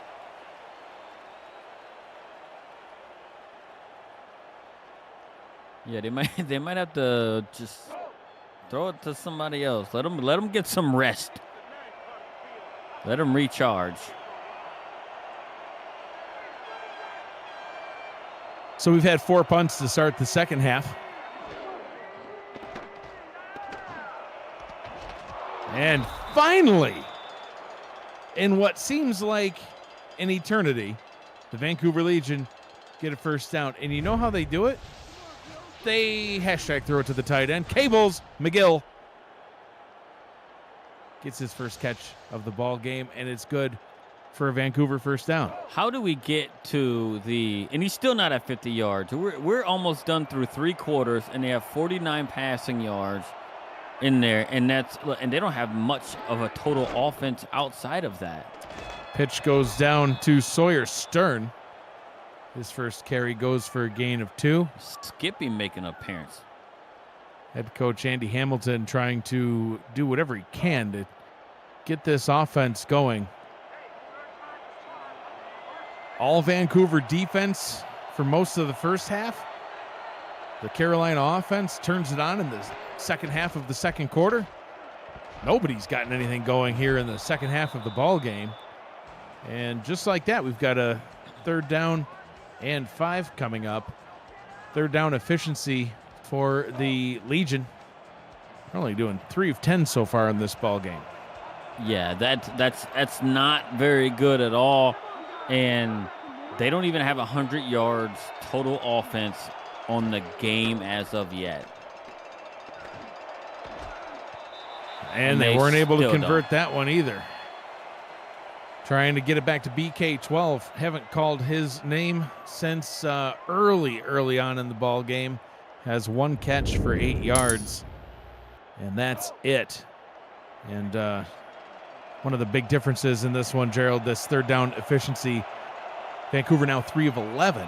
But look at Carolina's numbers, 10 of 13. So part of their sustained drives. Like, really, the Carolina offense, excluding the second half slow start, throughout the first half, the Carolina offense was really doing quite well, except for the turnovers, which is quite a big problem to say, well, if you take away all the picks and the fumble, and they did really good. Well, the picks and the fumble were there. Right. Credit to the Vancouver defense getting those takeaways. But third down efficiency, they're what, it's got to be in the high 70% or so. Oh yeah. So look, and it's the thing too. And on the flip side, Vancouver offensively, and even coming into this game, we're at 48% third down conversion rate. That's on the bottom half of the league. That ranks them 19th in the league out of 25. Yeah, much lower. So that's not really good compared to Carolina, who's in the, they're actually rated third best in the league on third down. So, and it's really showing right now, like with all the conversion, with all the 3 and outs and everything else like that, the punts and how they're not able to turn turnovers into touchdowns and only amount to 6 points. Now, this is going to make the 7th straight quarter that Vancouver has not scored a touchdown. I don't think we could have. I don't think that could have ever been said ever. No, from a Vancouver offense. Likely the final play of the third quarter. It's a handoff to Harish. And Prasad breaks through a couple of tackles, stiff arms the defender, and tackled at the 41-yard line, moving the chains for the Skyhawks. That is what will bring the third quarter to a close as we look at Prasad's updated numbers. 9 carries, 36 yards. Carolina, they're leading this one, and the offense is coming back to life right now. 14-6, Carolina over Vancouver. Simulation Football League is intended for the private use of our audience. Any rebroadcast, retransmission, or account of the game without the express written consent of the league office is prohibited.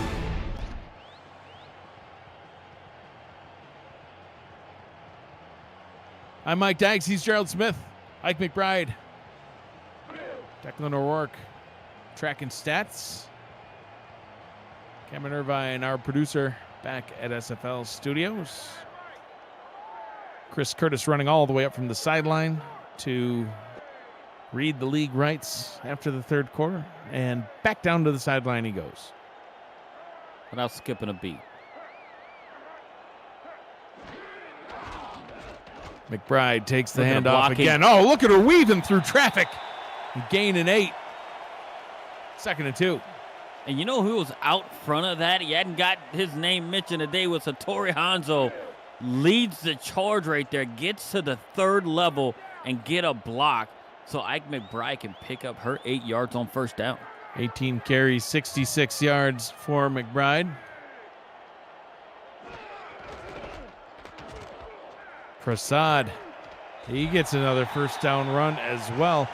He doesn't have quite as many carries or quite as many yards as McBride, Gerald, but he's got spot on to what he's had all season. He's averaging 3.3 per carry, and that's good enough for another first down. He's got a few of them tonight. Yeah, few first down carries. And it's been good. Like he hasn't been like you said, as crisp as or as dominant as Ike McBride, but it's a good change of pace for him.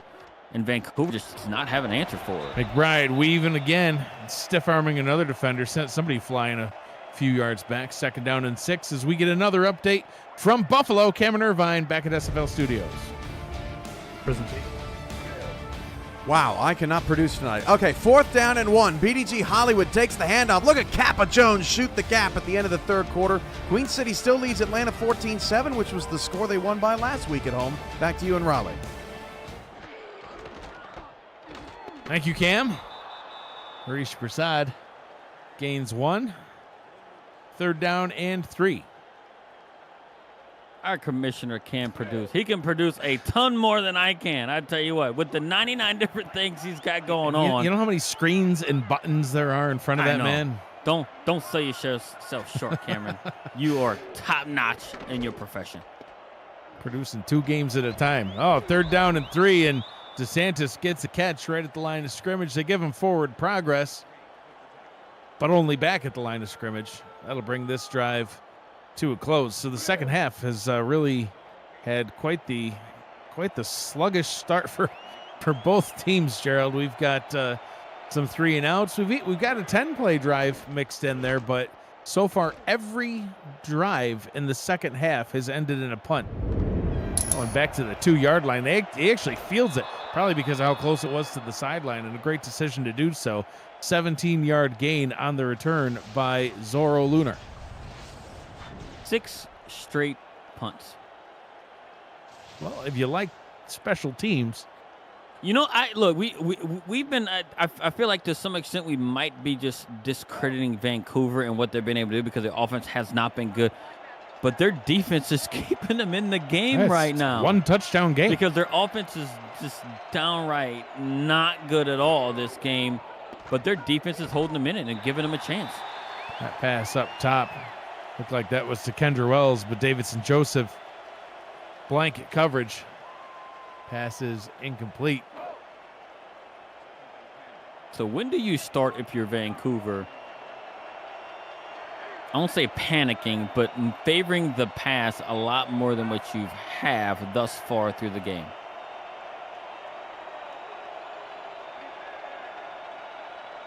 Second down and 10. Oh, wow. Rocket pass over the middle. That one's incomplete. Tried to get it back to McGill. 3rd down and 10. And some people in the YouTube chat reminiscing about the Cincinnati convention. That's like, somebody needs to clip that. Cliff Allen was amazing, and I loved his enthusiasm. He loved his special teams plays. Well, dude, he's one of the best kickers the league has ever seen. Have you seen him kick field goals as long as anybody? I don't think anybody's kicked a playoff field goal as long as he has. Brown back to throw down the left sideline, and that one's incomplete. And another 3 and out, another punt. The 3rd down efficiency gets just a touch worse. A touch, 94 total yards. Carolina has 3 times as much yards. But only 1 touchdown to show for it. So, if like which position would you rather be in? Would you rather be Vancouver, whose offense has not been able to find the end zone yet tonight? Or would you rather be Carolina, who seemingly has played well overall? The offense really came to life, started doing well. The defense has played much better than you gave them credit for in the pregame show, as we've already mentioned. But it's only an 8-point game. So I would rather be in Carolina's position at this point. They're getting really good field position on the field, right? So their chance to score is really increasing. To put more points on the board is increasing. But they're also, stopping Vancouver for doing Vancouver-ish things. So at this point in the stage, the way the game has played out over the last 3 quarters, points are at a premium, and I would take the lead all day. APM Music is unrivaled music to bring your stories to life, inspiring every production with the world's most robust and constantly refreshed music collection, state-of-the-art technology, and world-class customer service. APM Music is the official soundtrack of the Simulation Football League. To explore their library and find the perfect tracks for your projects, visit apmmusic.com. That time, the echolocation wasn't quite on target, and he was unable to haul that one in. 3rd down and 9. The timing was off for him, I guess. But I don't know what's the deal with the receivers in the second half here. But they have not been able to hold on to the ball on either side from the receiving standpoint. 4 wide receivers. We'll get to see another pass here. Matt South, 17 of 32, around 190 yards. Kept the ball clean since those first 3 picks. Throws across his body, tries to get it to Bachagalupi, and cannot 4th down and 9. So these defenses have done a great job here in the second half. Too great, in fact, unless you are Cliff Allen. Yep, and there's special teams flying all over this place because this marks the 8th straight punt. Incredible. And half of those have been 3 and outs. Malone Brown punts that back to the 15, and Vancouver going to get some free yards there.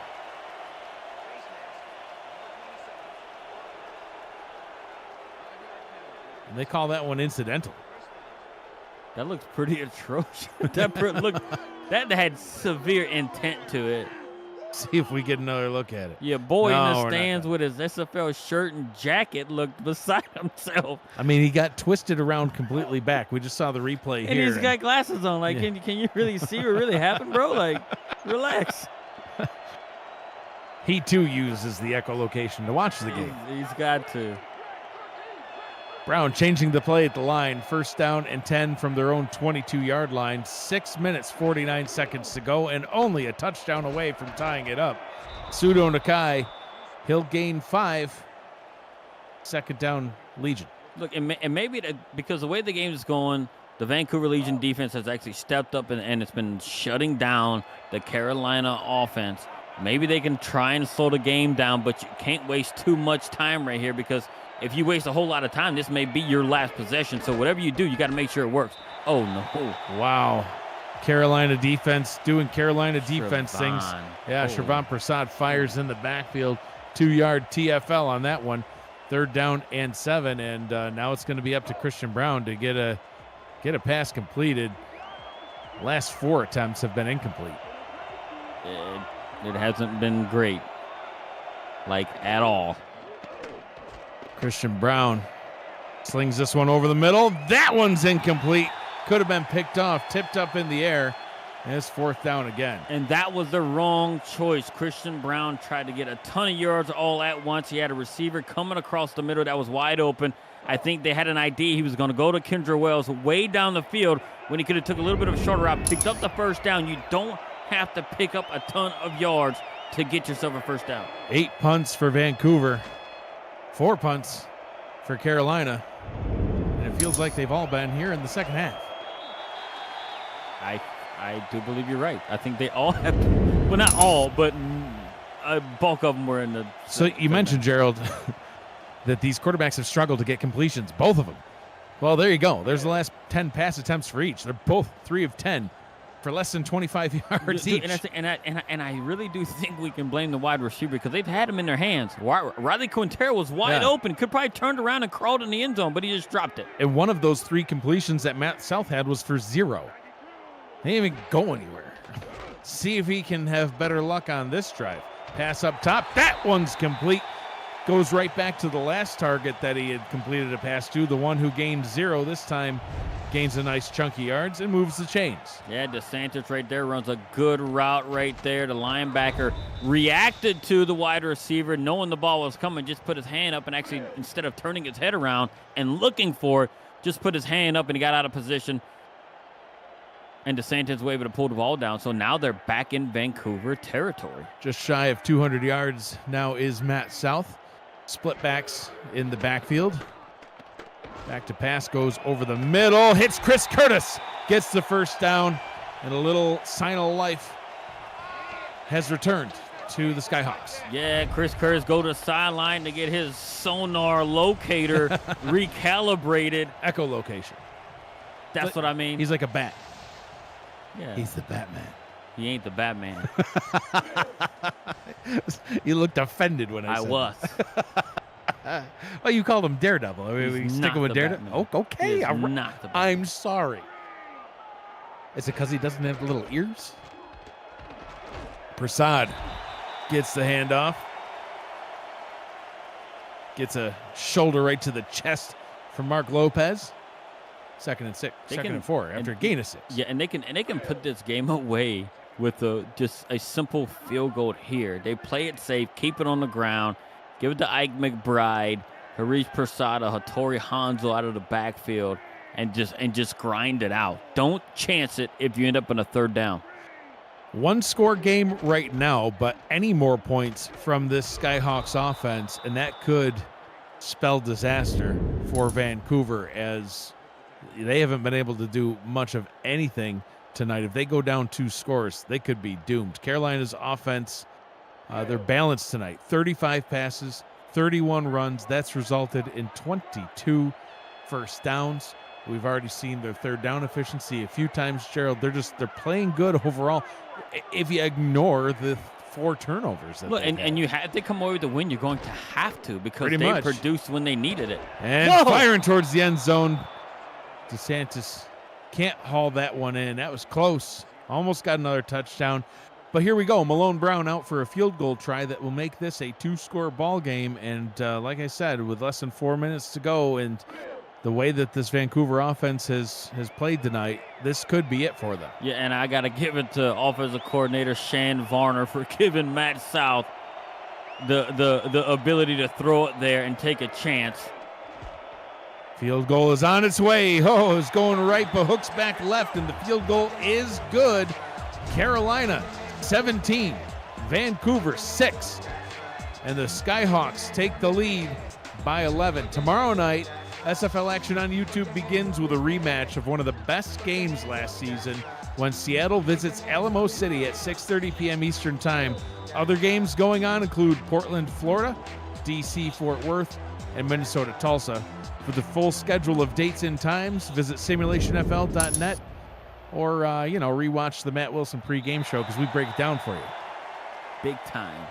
Big time. We're upgrading the equipment. We Heck got yeah, man. better things. I was proud of you. You memorized all of your stats and figures this week. Yeah, you needed true. no paper. Yeah. After things got switched up on me last minute, the brain kicked in and That's was like, it. I remember this. Got it done. Not really, but I did. They don't need to know all the secrets. Let there be a cloak of mystery. It's a full-on production. How did he know all that stuff? Brown to throw on first Whoa. down and nearly throws a pick twice to the same guy. Tristan Hatley had 2 shots at it. Tristan Hatley tried to catch it with his back, then he tried to turn around and catch it with his hands, and he didn't catch nothing but air. 2nd down and 10. Christian Brown dodges a bullet. Like, he just has not had any confidence in what he's doing. Nice. The offense is not looking very good at all. Completed 1 out of 4 passes. There's a nice one-handed catch by Kendra Wells. They'll go into the hurry up smartly, because they're gonna need to. Brown to throw down the right side, and that's been the story of the day. His target there was wide open. I think that was Killian. Yeah, and the thing about it is, I think he got caught looking downfield and not really paying a whole lot of attention to where the ball was going. Just took it for granted that the ball was going to hit his hands where it needed to be without securing the catch, which caused the incompletion. Looking to run after the catch because they know they need to score and score fast. Yeah, they absolutely do, and it would behoove them to hang on to those timeouts. Brown has time, fires over the middle. That one's incomplete. Scanning around the field for a flag that looked like there might have been a little contact before the ball got there, but no flag. And if you watch Brown's, like, his body language there on that throw, he threw it flat-footed, did not follow through on the pass. So he's feeling the pressure in this moment right here. He didn't even step into that throw. 4 down territory, but they're certainly hoping they don't need it. 3 of 13 on 3rd down. And finally, they complete a 3rd down, Gerald. They were 3 of 5 on 3rd down in the first quarter. They hadn't converted a 3rd down since. Not until 3 minutes to go here in the 4th quarter. That pass into double coverage is complete. Nick Lockett gets the catch. And these last 2 plays, you can actually see Christian Brown is stepping into his throws, and it's a little bit better crisp on his passes. Steps into this one, and that one's complete to Kendra Wells. Her 2nd catch on the drive. Brown now 10 of 26, passes the 100-yard mark. And they're getting themselves in a position to score some points. Brown up top. That one's incomplete. And it brings that slugfest to a brief halt. Lunar was the target. I would have still kept running out the same. I would have kept in the hurry up because what they had personnel-wise on Vancouver's offense versus what they had in the Carolina defense was favorable to Vancouver in that setup. I don't agree with them rehuddling, kind of resetting. Kendra Wells gets another catch. There was completions of 14, 16, 11 before the incomplete pass. That one, another about 11-yard completion. 6 completions on this drive, 5 on the previous 11 drives combined. That one incomplete to BK12. Yeah, it's almost one of these things, man. They're in where it's like, hey, how could we have done anything different, right? Just Carolina's played excellent defense, and they game plan to stop the run, and they did it, and then they forced Christian Brown to beat them, and it seems like Carolina said, well, if somebody's going to beat us, it's going to be Christian Brown, and if he can do it, kudos to him, game ball to him, but they've actually won on that side of it right now. Brown fires, end zone, and it's incomplete. Oh, she's hurt. Oh, I think, did she catch it? Did she catch it and then no? Actually, I think she did, Gerald. I don't know. I'd wait to see the call. But Kendra Wells is down. Medical staff attending to her. I think she dropped it. I think she caught it and then dropped it. Yep, they spot her with the touchdown. Oh, wow. And Kendra Wells credited with a touchdown. And I would imagine if a 2-point conversion try, yes, it is. If I'm Carolina here, I would have challenged that play just for them to review it, because what are you going to do right here, right? It would do you more good to just use the timeout and a chance to lose it and take a chance of winning that stuff to make them score it again. 2-point conversion to make it a field goal game. Brown hands it off. And Redford jumps. Can't get there. And he is held. So 17-12. With 2 minutes, 35 seconds to go, Vancouver. Gerald, that was a great drive. The best that they've had since the first half. Honestly, the best all game. That was their best drive all game. Christian Brown, 6 of 10 on his last 10 passes, 80 yards combined to those. The onside kick it, and it's recovered easily by Carolina. So now Carolina in good position. I would have kicked that one deep with all 3 timeouts. That was the key thing on that drive. Not only did they get down the field and score, they saved all 3 of their timeouts. I guess worth a shot on the onside kick. Even if Carolina gets a field goal here, Vancouver's still got a shot. Yeah, and the thing about it is, like, you kick it downfield because you're taking that 4 timeouts. You have 2-minute warning, and you have the 3 that you have because and they may call a timeout here before the 2-minute warning, right? Depending on how this first time goes and why are you throwing. And because he's running. South's going to run with it. Always dangerous. Quarterback's not known for their ball security skills. I don't know why I said that out loud. Because in this situation, if we're doing that, I'm like, oh my God, that's not nothing I want my quarterback to do. Right. But it's I'd run the clock out. Yeah, 100%. But it was good. I mean, he picked up 8. He got a positive out of it. Didn't like what he saw. South hands it off before the 2-minute warning, and Mike McBride gets the first down. So a fresh set of downs, 2 minutes to go in this one. A 5-point ball game. Carolina out in front with possession of the football. This is the Simulationfl Simulation Football League on YouTube. What was that? What's that? Simulation Football League? Skibbity hee haw chaw, man. Your Cajunness is wearing off on me. That's a good thing. In field goal range now.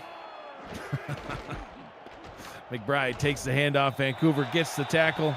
And injury on the play?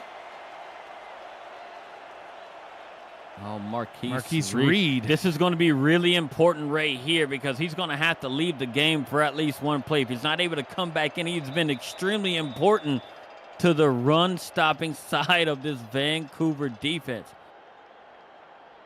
See if he's able to come back in. But it does stop the clock with 1:57. And it saves a timeout for Vancouver. The fans a little suspicious. Yeah. Fingeries, as Matt and I used to call them if somebody faked it. McBride gets bottled up. And Vancouver will burn their first timeout. Their first and a half timeout. Yeah, they got a freebie.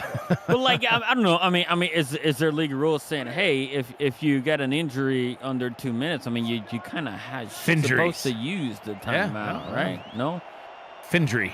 But all right, so huge third down here, Gerald. If they hold them to a field goal, they still got a shot. If they can put together a drive like they had the last time out, Vancouver could get right back down into the end zone. But a first down here kills those chances. South, under center, hands this one off. McBride gets the first down and more. And the Legion will have to call their second timeout. Only one remaining, and I don't think they've got enough time left. Now, you're going to watch the former tight end and Christian Bachkalubu. You're not going to see replay.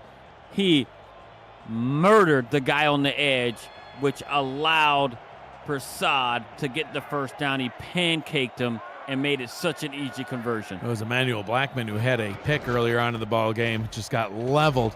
McBride takes a handoff, breaks a couple of tackles. And the final timeout now called by Vancouver. They cannot stop the clock as long as Carolina keeps it on the ground. Blackman with 2 tackles. There's the 1 interception. And you saw him get blocked out well by Bachikalupi from the 12-yard line. South to McBride. McBride looking a little slow now, and boom, hit in the backfield. Third down and 11. Got an update from Buffalo. Cameron Irvine at SFL Studios. Thank you, Mike. For the first time today, the Atlanta Swarm have the lead. For the first time today, their offense is in the end zone. Williams with the touchdown. Atlanta takes a 17-14 lead in Buffalo. 2 minutes to go. Queen City has the ball. Back to you. Thank you, Cam. My pick coming ever so closer to being lived out. I don't even know what I'm trying to say. McBride takes the carry. Good for 3. Imagined? Realized. That's the word I was looking for. My pick is coming ever so closer to being realized. It's not the same when it takes you 8 tries to get the call. Well, look, because we all made our picks before the show, right? So we know what's going on. I think once I broke it down, you're like, I think I made the wrong pick. But now it looks like you made the right pick. I was questioning myself. Clock will tick down to about 30 seconds left. Malone Brown out for a 28-yard field goal try from the right hash. Ball snapped with 32. Kick on its way. Kick is good. Carolina out in front now, 20-12 with 29 seconds left. So no timeouts remaining.